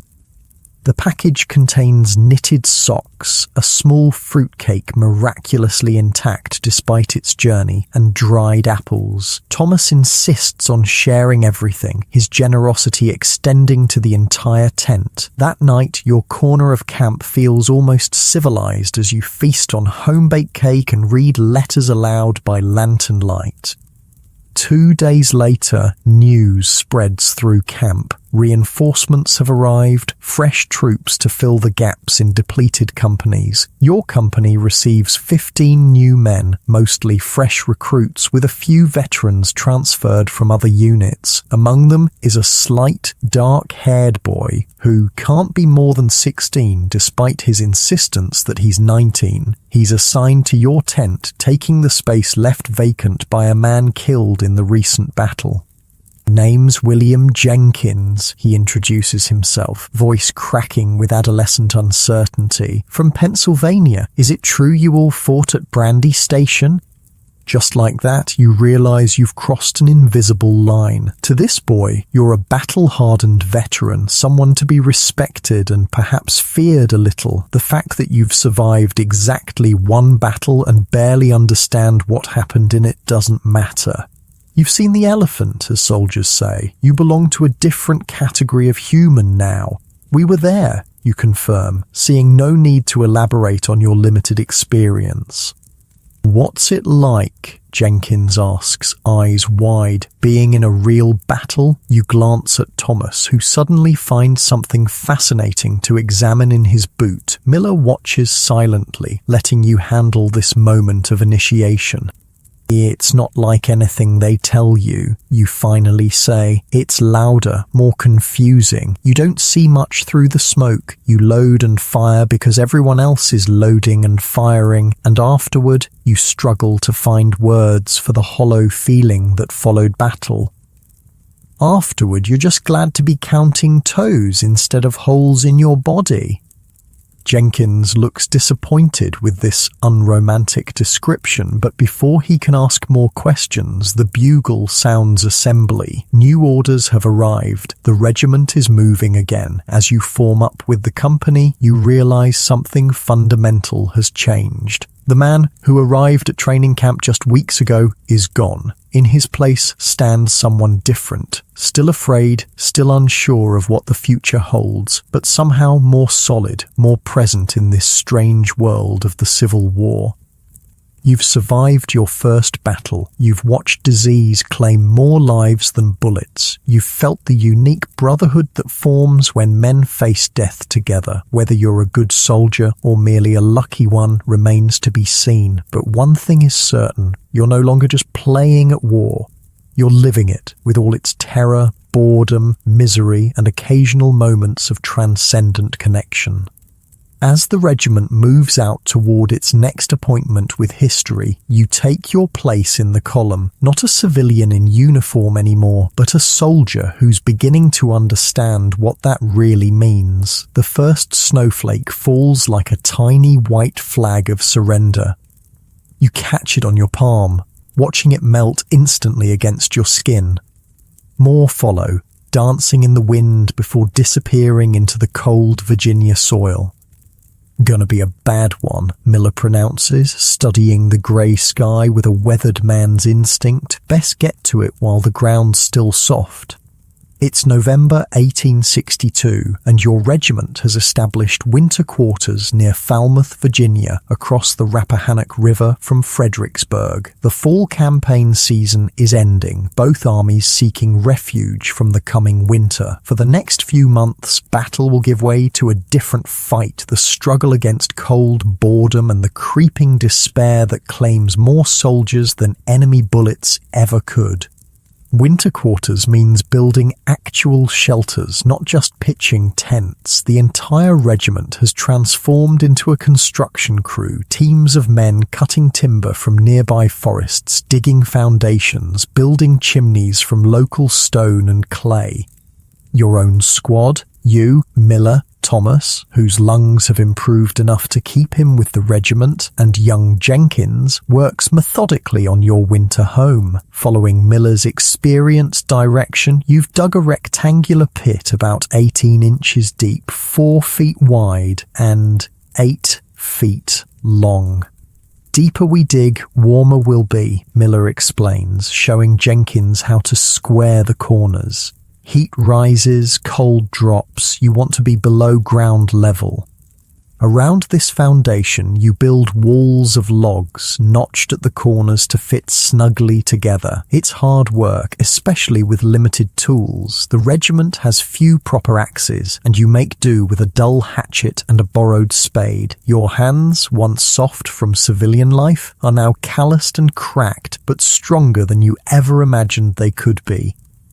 Mud between the logs, Miller instructs, mixing clay soil with water to create a primitive mortar. Pack it tight. Every gap means cold air visiting uninvited. The hardest part is the chimney. With no brick available, you create a base of stones, then extend upward with a wooden frame lined with clay. It's a precarious design that will require constant maintenance to prevent fires, but it's the best that can be managed with available materials. First snow's always a warning, Thomas says, pausing to catch his breath. His lungs, while improved, still trouble him in the cold air. My pa used to say God sends it early to remind fools to prepare. By nightfall, the snow is falling steadily, transforming the landscape into something alien and beautiful. Your hut is barely half finished, walls up but no proper roof yet, just your tent canvas stretched across the top to keep out the worst of the snow. You sleep in the unfinished shelter anyway, huddled together for warmth, your breath visible in the cold air. The temperature drops through the night, and you wake repeatedly, shivering despite your blanket and greatcoat. By morning, a thin layer of snow covers your blankets, where breath condensed and froze. Welcome to winter campaign, Miller says, his beard frosted with ice. Summers for fighting, winters for surviving. The next day brings more snow, but also unexpected help. A nearby cavalry unit, better supplied than your infantry regiment, trades surplus tools for infantry assistance with their horse shelters. With proper axes and saws now available, work progresses rapidly.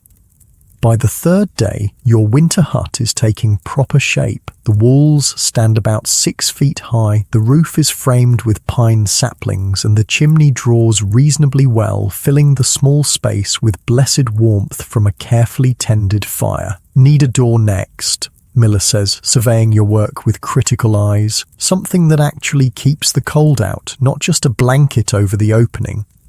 You salvage boards from hardtack boxes, nailing them together to create a crude but effective door hung on leather hinges. Jenkins shows unexpected talent for detail work, carefully filling gaps with clay and moss to prevent drafts. Worked in my uncle's carpentry shop summers, he explains, when you comment on his skill. Never thought I'd be building my own house in the middle of a war. For that's what these structures are becoming, not just shelters, but homes. Throughout the regiment's camp, similar huts rise from the snowy ground, each reflecting the personality and ingenuity of its inhabitants. Some are plain wooden boxes, while others show surprising architectural flourishes, porches, decorative chimneys, even glass windows salvaged from abandoned farmhouses. Soldiers make do, Thomas observes, admiring a particularly elaborate hut where someone has created actual shingles from split wood. Give a soldier nothing but dirt and sticks, he'll build you a palace and complain it needs curtains. By the end of the week, your hut is complete, and none too soon. A proper winter storm descends, wind howling around the chimney, snow piling in drifts that reach the eaves in places. Inside, hunched around the small fire, you feel a surprising contentment. The space is cramped, smoky, and primitive by any civilian standard, but compared to a tent or open bivouac, it's practically luxurious. Home sweet home, Miller declares, using his knife to carve this sentiment into the wooden lintel above the door, at least till spring. The true challenge of winter quarters isn't building the shelters, it's filling the endless hours that follow. With no battles to fight or marches to make, the army settles into a strange routine of limited duties and vast stretches of unstructured time. Daily roll call continues, along with drilling when weather permits. Picket duty rotates through the companies, sending men to cold outposts along the river where they watch for enemy movement through swirling snow. Wood must be gathered constantly to feed hungry fires. But these activities occupy only a fraction of each day. Boredom kills more soldiers than bullets in winter, Miller tells Jenkins, who's grown restless after just a few days of confinement. Man's mind turns against him when it's got nothing to chew on but itself. Different men find different solutions to this problem. Some gamble endlessly, using cards, dice, or improvised games of chance to pass hours and exchange the few coins they possess. Others write letters, filling pages with detailed descriptions of camp life and carefully avoiding mentions of the dead or dying that might worry loved ones at home. Religious men form prayer groups, holding services in larger huts or gathering around visiting chaplains. The more musically inclined organize impromptu concerts, fiddles and harmonicas, creating moments of beauty amid the frozen landscape. Your own squad develops its own rhythms for surviving the long winter days. Miller spends hours maintaining equipment, not just his own, but everyone's in the hut. He shows you how to properly grease leather to prevent cracking in the cold, how to keep rifle mechanisms functioning despite frost, how to waterproof boots with a mixture of beeswax and tallow. Thomas becomes the group's designated cook, transforming basic rations into something approaching actual meals through creative use of foraged ingredients and techniques learned from other soldiers. He masters the art of ash cakes, simple cornmeal dough baked directly in the coals, and creates a surprisingly tasty stew from salt pork, hardtack, and wild onions dug from beneath the snow. Jenkins, the youngest, serves as the hut's connection to camp gossip and news. Something about his eager, boyish face makes others share information with him, and he returns each day with stories and rumours from across the regiment. Some are obviously false, the war ending by Christmas, the Confederates surrendering en masse, but others contain kernels of truth that help you understand the larger strategic situation. Your own contribution becomes unexpected. You discover a talent for storytelling that helps fill the long evening hours. Having listened to veterans' tales and absorbed their rhythms, you can now spin these into narratives that capture the squad's attention. Some are true accounts of the battles you've witnessed. Others are borrowed from books you've read or stories you've heard, but all serve the crucial purpose of transporting minds beyond the confines of the small hut. Tell the one about the cavalry charge again, Jenkins requests. One particularly bitter night when wind makes the chimney smoke and cold seeps through every crack despite your best efforts at insulation. You oblige, describing a dramatic skirmish you witnessed during the fall campaign, embellishing certain details for effect but capturing the essential truth of men and horses moving like a single organism across an open field. The story serves multiple purposes, entertainment certainly, but also education for Jenkins, who has yet to see real combat, and a way for Thomas to process his own battlefield memories through the safer lens of someone else's words. Christmas arrives with little official recognition but much improvised celebration throughout camp. The company cooks produce a special meal, still salt pork and hardtack at its core, but supplemented with dried fruits, extra coffee, and even a small ration of whiskey, authorized by the colonel himself. Your squad exchanges humble gifts: a carved wooden pipe from Miller to you, extra socks knitted from unraveled blanket yarn by Thomas, a surprisingly accurate sketch of the hut drawn by Jenkins that you all agree to mail home when possible. "Never thought I'd be saying Merry Christmas to you sorry lot instead of my family," Thomas says, his voice carrying both humour and homesickness. "But here we are, and I'm grateful at least for walls and a fire."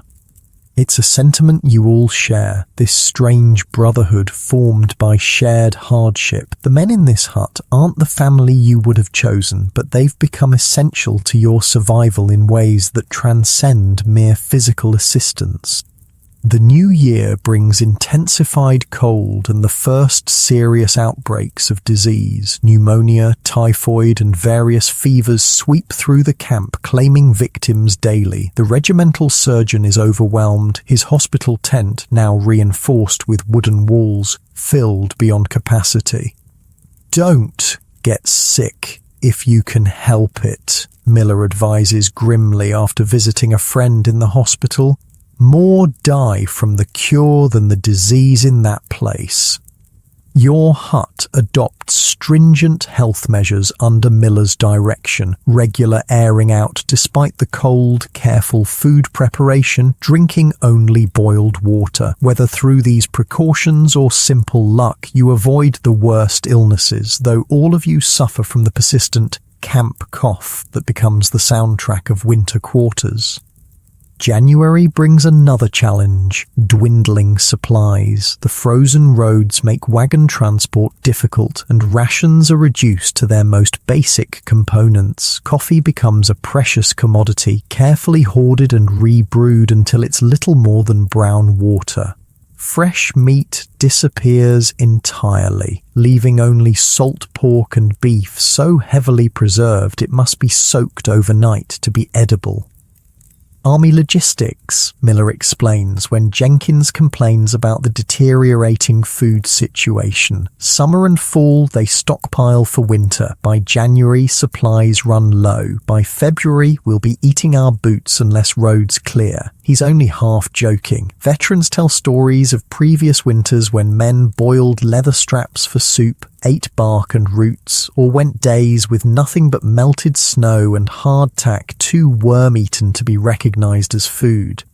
Your squad supplements official rations through a combination of foraging, trading, and occasional nighttime expeditions that Miller refers to as requisitioning rather than the more accurate stealing. These activities exist in a grey area, officially prohibited but tacitly accepted by officers who know that hungry men make poor soldiers. A particularly successful requisition from a sutler's poorly guarded wagon yields coffee beans, sugar, and most precious of all, tobacco. None of you were regular smokers in civilian life, but in the cold isolation of winter camp, pipes become essential companions, the ritual of smoking as important as the tobacco itself. Nothing worse than a bored, cold, hungry soldier with no tobacco, Miller observes, carefully dividing the precious leaves. That's when men start thinking about desertion. Desertion becomes a growing problem as winter deepens. Each morning at roll call, new names join the list of those who have disappeared in the night, choosing the uncertain risks of flight over the certain misery of camp. Most head north, hoping to lose themselves in cities or remote rural areas before attempting to reach home. Some succeed, but others are captured by roving cavalry patrols specifically tasked with retrieving deserters. The punishment for captured deserters is severe: flogging in minor cases, execution for repeat offenders or those who deserted in the face of enemy action. Your regiment witnesses one such execution in late January. The entire command formed in a hollow square around a freshly dug grave and wooden post. The condemned man, a repeat deserter caught trying to cross Union lines dressed as a civilian, faces his end with a strange calm that's more disturbing than fear or defiance would be. The firing squad does its work efficiently, and the regiment is marched past the fallen body as a warning against similar thoughts. "Won't stop it," Miller says that evening, his face grim in the firelight. "Might even increase it. Some men see death as preferable to one more day of this." February arrives with a temporary thaw that transforms the camp from frozen misery to liquid misery. Snow melts into mud so deep that moving between huts requires boards laid as walkways. The carefully dug drainage ditches around your shelter overflow, allowing water to seep through the ground and into your living space. For 3 days, you sleep on raised platforms of branches while inches of water cover the floor of your hut. The fire sputters and nearly dies in the damp conditions. Everything, clothing, blankets, food, develops a persistent moistness that breeds mildew and rot. "This is why I hate Virginia," Thomas grumbles, wringing water from his socks for the 3rd time in a day. "Can't make up its mind. Too cold to live, then too wet to breathe. Pick a misery and stick with it." The thaw brings one blessing, however: fresh supplies. Wagons finally reach camp, bringing not just basic rations, but actual mail, the first in nearly a month. Letters from home create a temporary lifting of spirits throughout the regiment. You receive 2 letters, one from family with news both mundane and precious, another surprisingly from a neighbour's daughter who writes with unexpected warmth about her hopes for your safe return. This second letter you read privately, multiple times, before carefully storing it in your breast pocket close to your heart. Jenkins receives nothing, his family having moved without leaving a forwarding address. His disappointment is palpable, a reminder of how young he truly is despite his increasing adaptation to soldier life. "You can share mine," you offer, echoing Thomas's gesture to you months earlier. "Nothing private, just news from home." The boy accepts gratefully, listening intently as you read selected passages about local events, crop conditions, community news. These mundane details of civilian life have taken on an almost mythical quality in the harsh reality of winter camp. Mid-February brings renewed cold and a fresh challenge. Inspection by general officers touring winter encampments. With 3 days' notice, the regiment transforms itself from a collection of miserable, dishevelled survivors into something approximating a proper military unit. Uniforms are cleaned and mended as well as possible with limited supplies. Weapons are polished to parade ground perfection. The paths between huts are tidied, latrines freshly dug and covered, horse pickets reorganized. Most impressively, the men themselves undergo metamorphosis. Beards trimmed, hair cut, faces actually washed with precious heated water. All this work for some general to ride through, nod and leave, Thomas complains as he scrubs his muddy boots with snow. Man probably sleeps in a requisitioned mansion with a feather bed and hot meals. The inspection itself is surprisingly brief, a collection of mounted officers moving through camp at a trot, pausing occasionally to ask perfunctory questions before continuing their tour. The regiment stands at attention in the bitter cold for over an hour, only to be viewed for perhaps 5 minutes. "That's army life," Miller says as you return to your hut, stamping feeling back into frozen feet. Hurry up and wait, then hurry up some more for nothing. Late February brings rumors of coming action, Confederate movements across the river, Union forces repositioning, generals planning spring campaigns. The camp stirs with anticipation mixed with dread. Winter misery has a certain predictability that battle lacks. Rather know I'm fighting cold than wonder if I'm catching a bullet tomorrow, Jenkins admits one evening, his young face serious in the firelight. The boy who arrived so eager for battle has been tempered by months of winter hardship.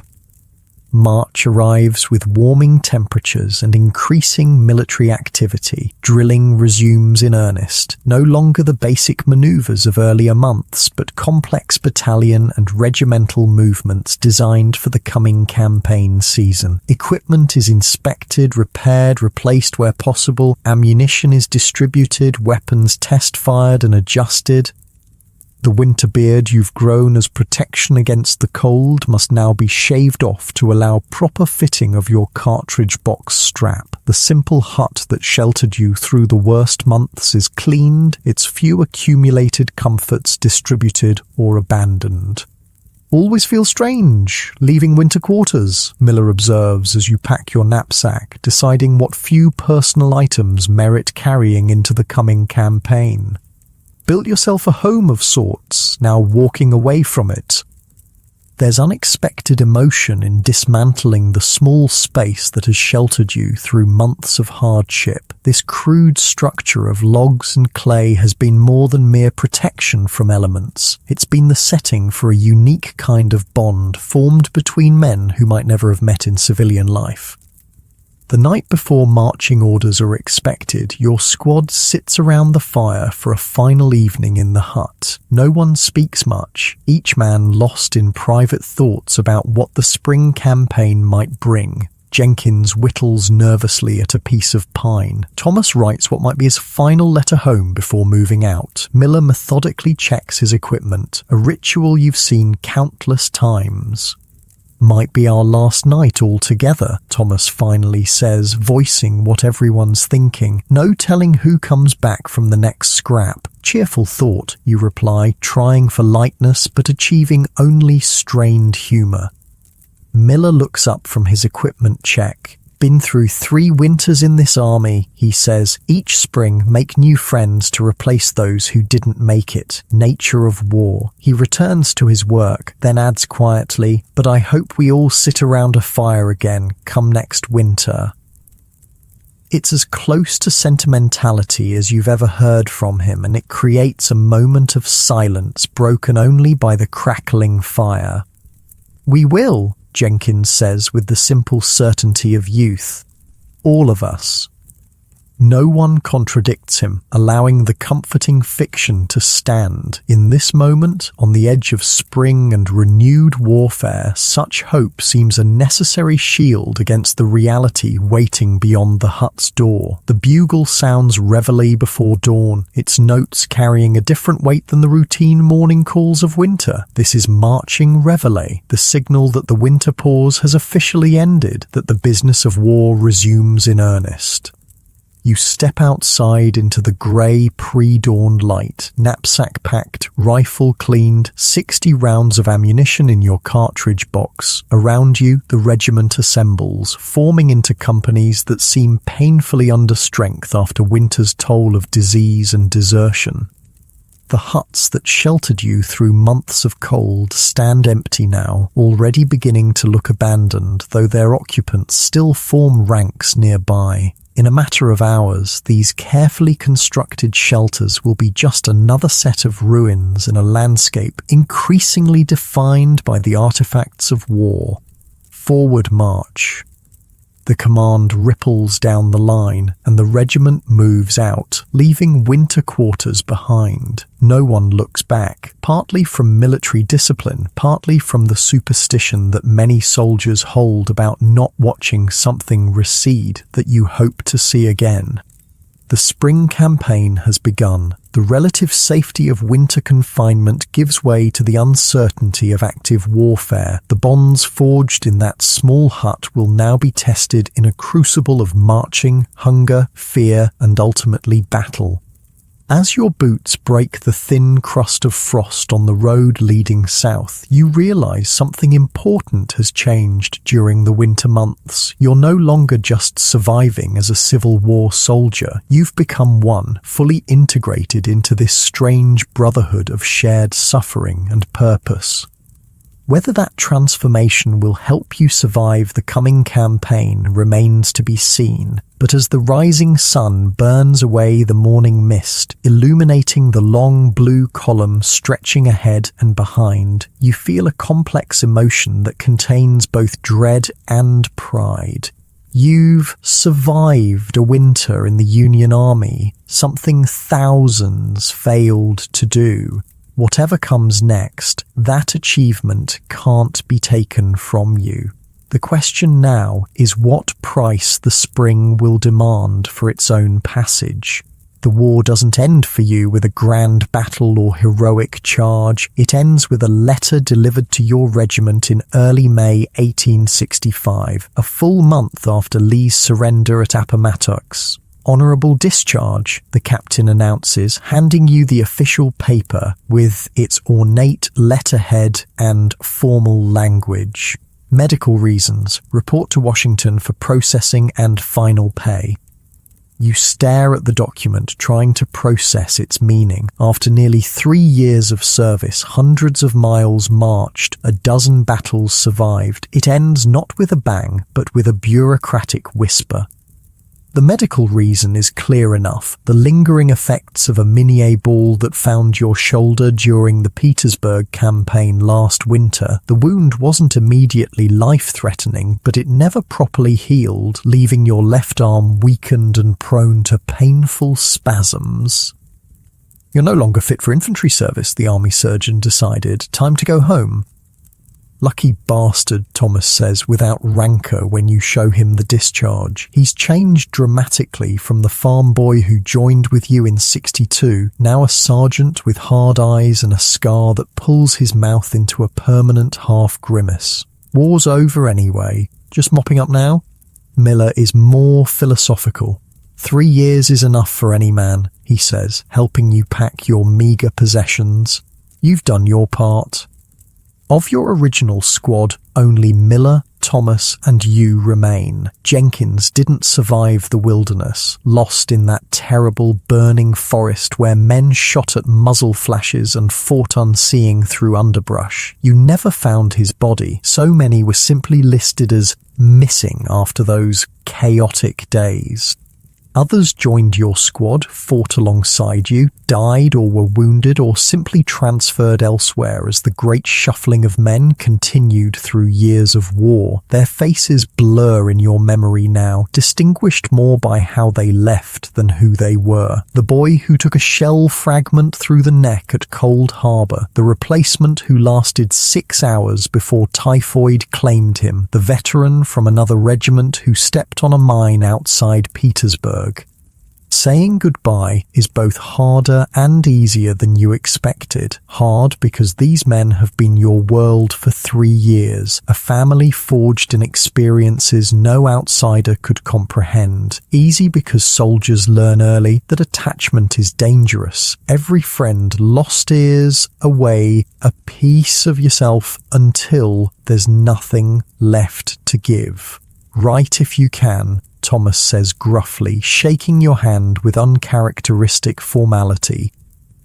Stay away from windows, Miller advises with gallows humour. Snipers love targeting veterans who survived the whole damn war. The journey home is disorienting. From the disciplined environment of the regiment, you're suddenly thrust into the chaotic civilian world.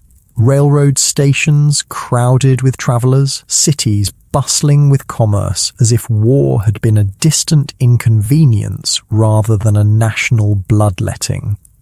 In Washington, you join hundreds of other discharged soldiers navigating a bureaucratic maze to receive final pay and official papers. The process takes days, during which you sleep in boarding houses filled with men like yourself, displaced warriors whose purpose has suddenly evaporated. The conversations in these temporary shelters reveal a universal uncertainty. What now? After years of having every decision made by others, every need, however poorly, provided by the army, how does one simply resume civilian life? Going back to farming, announces a one-legged artillery sergeant from Ohio, can still plow with a peg leg, just got to train the horses not to spook at it. Opening a store, says another veteran, his empty right sleeve pinned neatly to his shoulder. Army taught me about supply. Figure I can apply that to peacetime goods. Some have no plans, no homes to return to. The war consumed everything they left behind. Farms burned, families relocated, opportunities vanished. These men speak vaguely of heading west, finding new beginnings in territories where the war's shadow might not reach. You listen to these discussions but contribute little. Your own future remains undefined, clouded by the persistent ache in your shoulder and the more insidious pain that has no physical location but seems to permeate your very being. When your turn finally comes at the disbursement office, you receive $103.42, final pay, clothing allowance and travel stipend combined. 3 years of service reduced to a sum that would barely buy a decent horse in peacetime. Sign here, the clerk says mechanically, pushing a form across the desk, acknowledges receipt of funds and terminates all claims against the United States government related to your service. You sign, watching your hand form the signature as if it belongs to someone else. That simple act severs the last official connection to your soldier identity. You are, on paper at least, a civilian again. The train journey home takes 3 days, passing through landscapes still bearing the scars of war, burned-out farmhouses, fields lying fallow, bridges hastily rebuilt after strategic destruction. At each stop, soldiers get on or off, some in uniform, others already in civilian clothes but betrayed by their military bearing or the haunted look common to veterans. You notice how civilian passengers react to your presence, some with gratitude or respect, others with unease, as if your proximity to violence might somehow be contagious. A well-dressed businessman changes seats rather than sit across from you, while a matron insists on giving you her basket of baked goods despite your polite refusal. They don't know what to make of us, observes an elderly veteran of both the Mexican and Civil Wars, seated beside you for one leg of the journey. Can't decide if we're heroes or killers or both. Truth is, we're just men who've seen things they can't imagine and hope they never will. The final miles to your hometown pass with increasing anxiety. 3 years have transformed not just you, but potentially everything and everyone you left behind. Letters home, while regular, conveyed only the most sanitized version of your experiences. How do you reconnect with people who knew the person you were, but cannot comprehend the person you've become? The train station is much as you remember it, though a new monument now stands nearby, a simple obelisk bearing the names of local men who didn't return. You scan it automatically, recognizing several names from your old neighborhood. No one meets you at the station. Your arrival date was uncertain, and telegrams are expensive. You shoulder your knapsack, the weight familiar after years of carrying much heavier loads, and begin the mile walk to your family's house. The town seems simultaneously unchanged and utterly different. Buildings stand where you remember them, but signs have changed. New construction has filled empty lots, and the people are engaged in normal activities that now seem alien to you. A woman hangs laundry without scanning the horizon for smoke. Children play without falling silent at approaching footsteps. Men argue over business matters as if such concerns are life and death. You pass the general store where you bought your first pocket knife, the church where you sat through interminable sermons, the school where you learned to read and write. Each landmark exists in double vision, what it was in your memory, what it is now in reality. People glance at you, some with recognition dawning in their eyes, others with the wary look reserved for strangers. Your uniform, worn for the journey home because you own no civilian clothes, marks you as a returning soldier. Several men nod respectfully. A former schoolmate starts to approach, then hesitates, perhaps noting the difference in your bearing or the hardness in your eyes. Your family's house appears around the bend in the road, the familiar two-story clapboard with its sagging porch and crooked chimney. Smoke rises from the kitchen, suggesting someone is home, preparing an ordinary meal on an ordinary day that is about to become extraordinary. For a moment, you consider continuing past, walking to the next town, the next state, anywhere but into the inevitable awkwardness of reunion. How do you explain to these people who love you that the person they remember no longer exists? How do you tell them about Miller and Thomas and Jenkins and all the others without revealing the horrors that bound you together?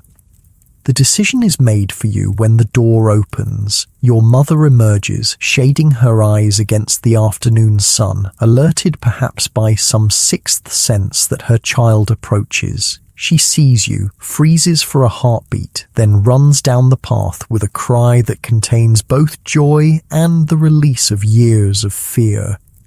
The embrace is both comforting and uncomfortable. Comforting in its genuine emotion, uncomfortable in the intimacy you've grown unaccustomed to after years in the masculine world of the army. You return it stiffly at first, then with increasing abandonment as something breaks inside you. "You're home," she says, pulling back to study your face with tear-filled eyes. "My boy is home." Boy. The word strikes a discordant note. You haven't been a boy since watching Jenkins bleed out in the wilderness, calling for his mother with his last breath, but you nod, unwilling to correct her in this moment of reunion. The next hours pass in a blur of emotions and introductions. Your father, greyer and more stooped than you remember, pumping your hand with fierce pride. Your younger siblings, some barely recognizable after 3 years of growth, alternately shy and exuberantly curious about your experiences. Neighbors arriving with food and questions and tearful gratitude for your service. Through it all, you maintain the facade they need, the returning hero, sobered by war but essentially unchanged. You answer questions selectively, focusing on the camaraderie and patriotism, omitting the terror and brutality. You accept their gratitude gracefully, though inside, you question what exactly you accomplished that deserves such thanks. That night, given your old bedroom now shared with a younger brother who watches you with undisguised hero worship, sleep eludes you. The bed is too soft after years of ground or wooden bunks. The silence is too complete without the sounds of men coughing, shifting, occasionally crying out from nightmares. The safety is too absolute without the need to maintain constant vigilance. Around midnight, you quietly dress and go outside, seeking comfort in the open air. The stars overhead are the same ones you watched from picket duty, from forced marches, from battlefield bivouacs where the wounded moaned through the night. At least these constants remain, bridging your soldier life and whatever comes next. Couldn't sleep either, huh? The voice startles you. You've grown unaccustomed to being approached without noticing. Turning, you see an older man sitting on a nearby fence, smoking a pipe. Something in his posture signals a fellow veteran before he even speaks further. "Mexican War," he says, confirming your suspicion. "Came home in 48, couldn't sleep indoors for a month." "How long?" you ask, the question encompassing far more than just the sleeping difficulty. He considers this, tapping his pipe against the fence post. The dreams, few years, the memories, never go away completely. The feeling of not belonging here anymore, that fades, mostly. You build a new life around the hole inside you. His frankness is refreshing after hours of well-meaning civilian platitudes. You join him at the fence, accepting when he offers his tobacco pouch. Town looks at us like we're either heroes or madmen, he continues. Truth is somewhere in the middle. We've seen the worst of what men can do, and sometimes we did it ourselves. Can't expect to come back unchanged. My mother keeps calling me her boy, you say, voicing the discomfort that's been building since your return. The man chuckles without humour. My wife did the same. Had to tell her straight out. The boy she married died at Buena Vista. Took time, but she came to know the man who came back instead. You talk through the night, this stranger who isn't a stranger providing the one thing your loving family cannot. Understanding born of similar experience. As dawn approaches, he offers practical advice about navigating civilian life, dealing with unexpected memories, finding purpose after war's cruel clarity. Join the Grand Army of the Republic when they form a local post, he suggests. Being with other veterans helps. Civilians mean well, but they don't understand.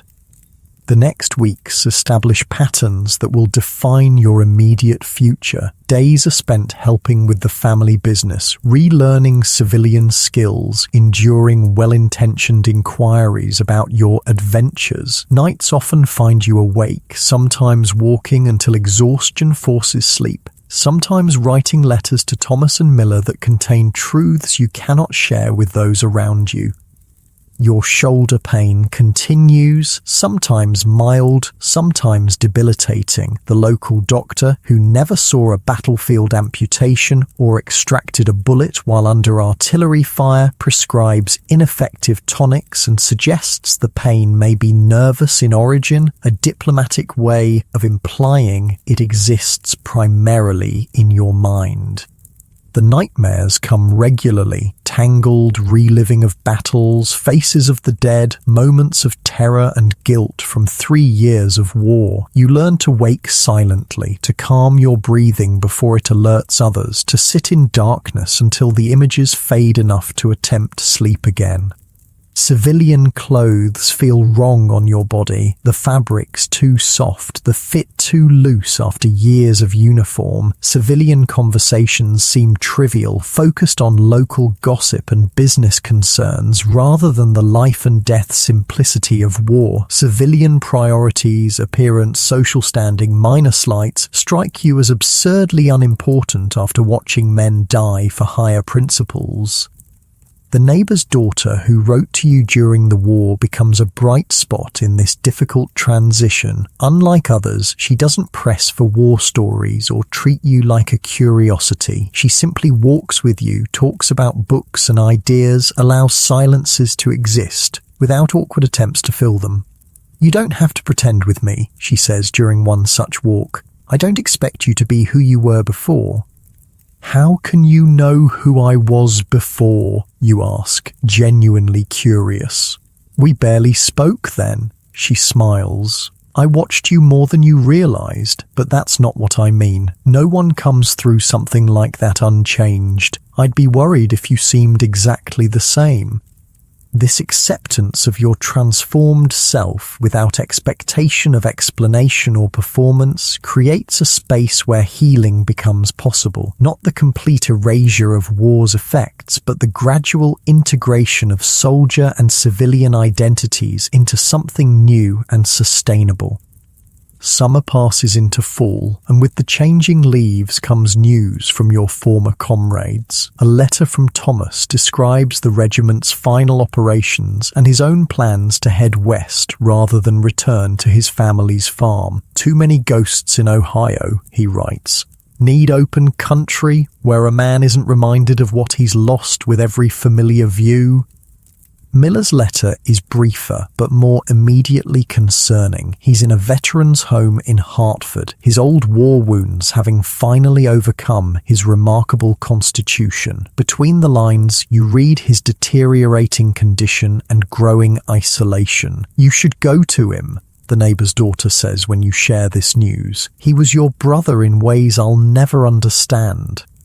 The journey to Hartford takes 2 days, trains once again carrying you through landscapes that still bear war's scars, though nature has begun the slow work of reclamation. The veteran's home proves to be a former mansion, repurposed to house the human wreckage of the nation's great conflict.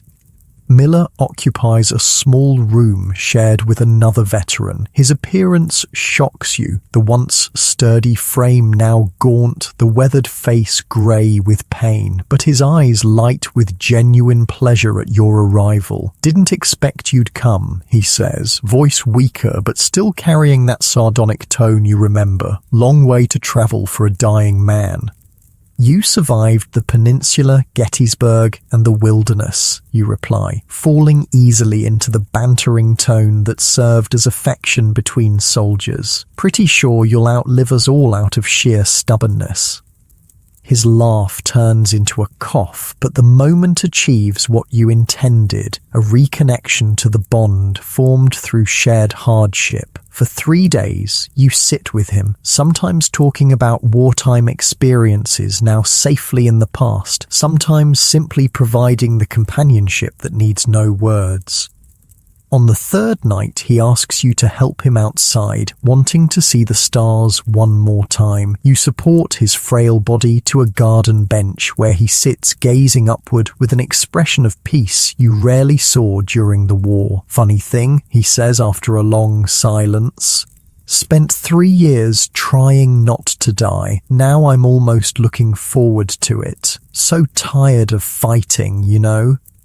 You do know, though your own battle is different, not against physical deterioration, but against the memories and habits that make civilian life so challenging. "Wanted to tell you something," Miller continues, his voice stronger as if drawing on reserved energy for important words. "You were a good soldier. Not at first. You were green as grass when you showed up.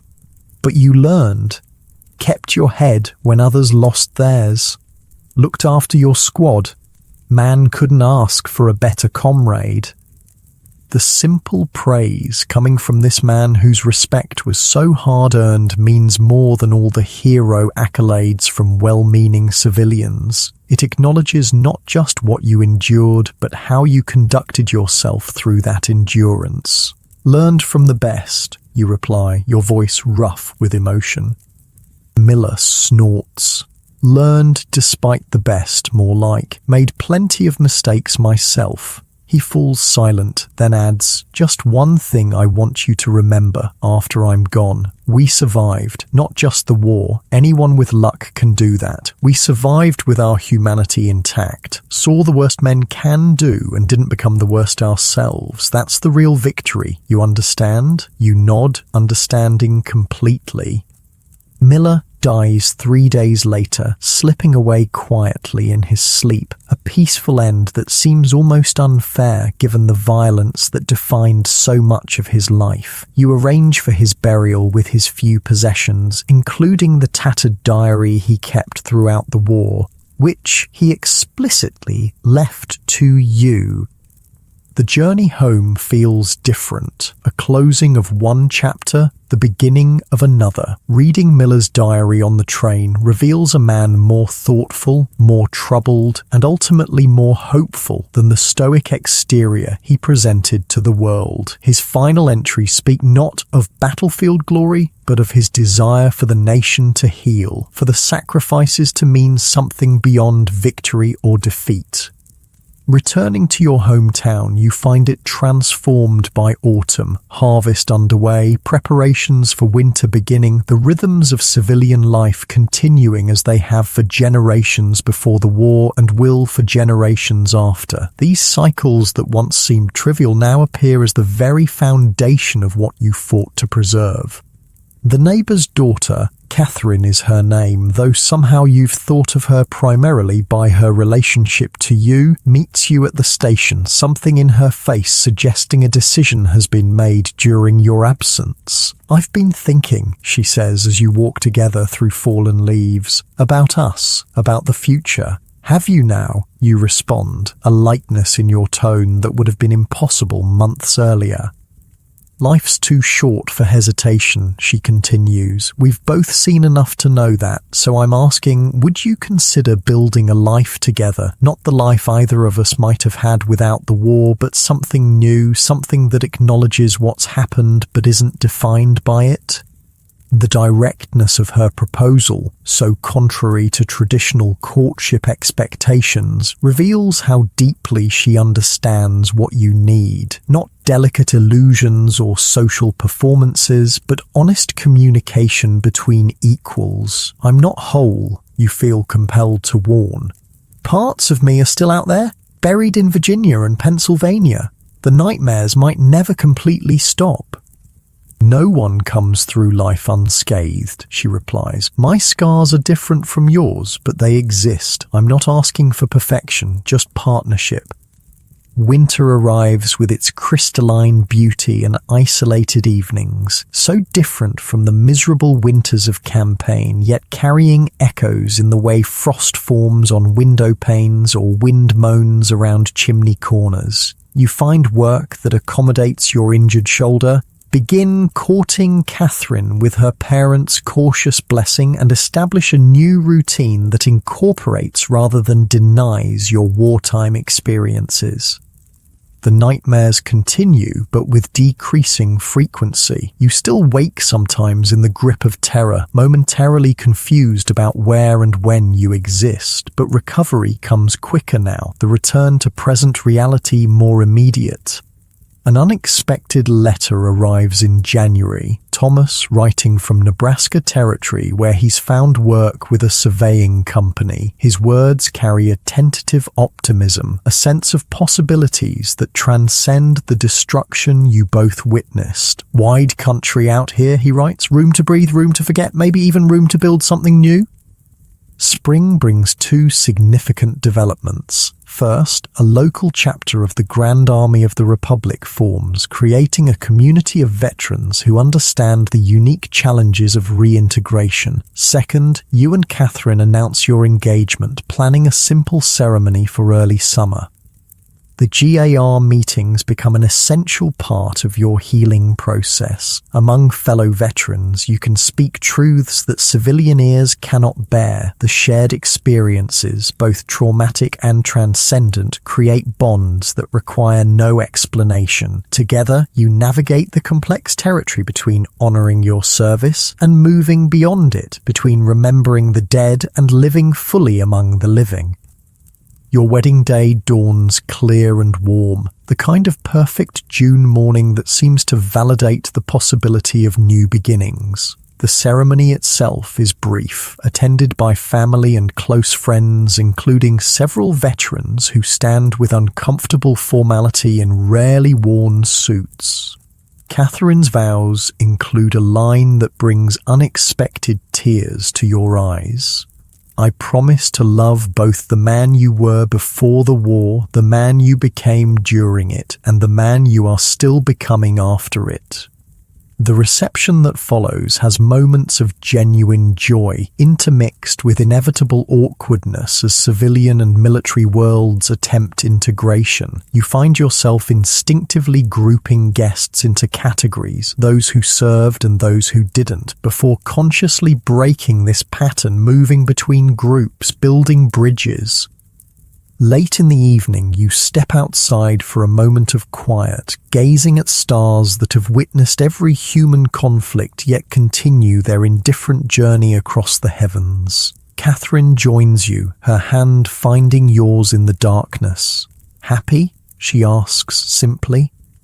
The question deserves honest consideration. Happiness as you once understood it, the uncomplicated emotion of pre-war youth, no longer exists for you. What has replaced it is something more complex, moments of joy emerging from a background of hard-earned wisdom, appreciation deepened by knowledge of alternatives, peace made meaningful by memories of its absence.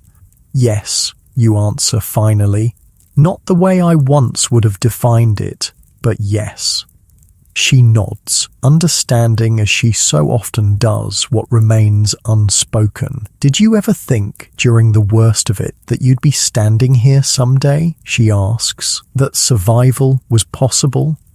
The question brings memories flooding back, the miserable winter quarters, the terror of battle lines forming, the endless marches through dust and mud, the comrades lost to bullets and disease. Miller's face appears most vividly, his weathered features set in that characteristic expression of sardonic endurance.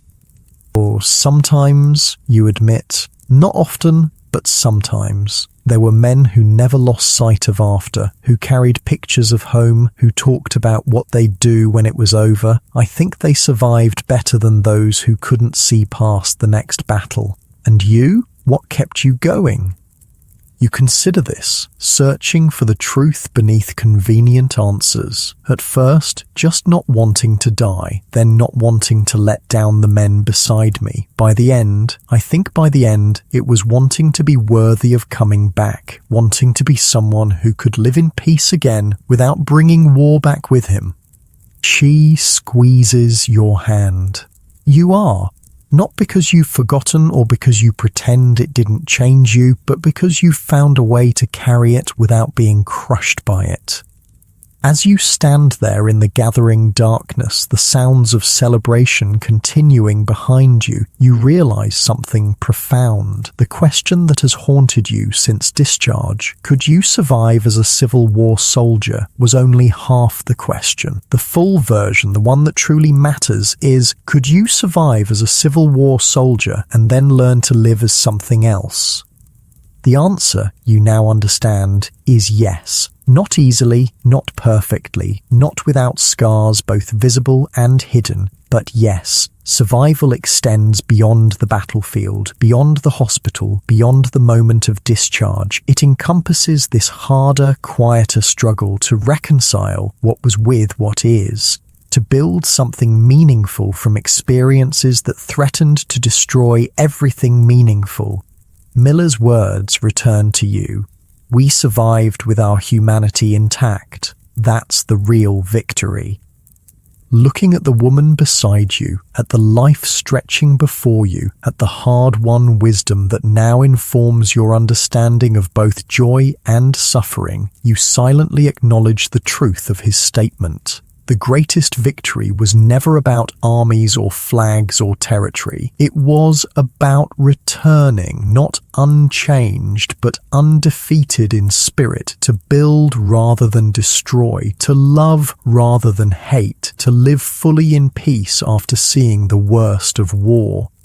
"Come back inside," Catherine says softly. "There are people waiting for us." You follow her toward the light and sound of celebration, leaving the battlefield memories in the darkness where they belong, not forgotten, never forgotten, but no longer controlling the path ahead. For the first time since your discharge, perhaps the first time since your enlistment, you feel not just like a survivor, but like someone who might genuinely thrive in this hard-won peace. The question has been answered. You could survive as a Civil War soldier, and more importantly, you can survive as the man who comes after, carrying those experiences into a future limited only by your willingness to embrace it.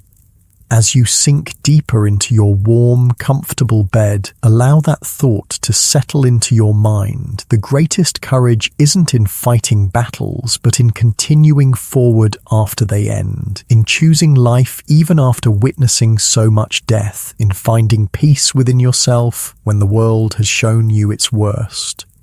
Sleep now, knowing that survival, true survival, is always possible, even after the darkest experiences. The human spirit has an extraordinary capacity to endure, to heal, and ultimately to transform suffering into wisdom that makes life not just bearable, but beautiful.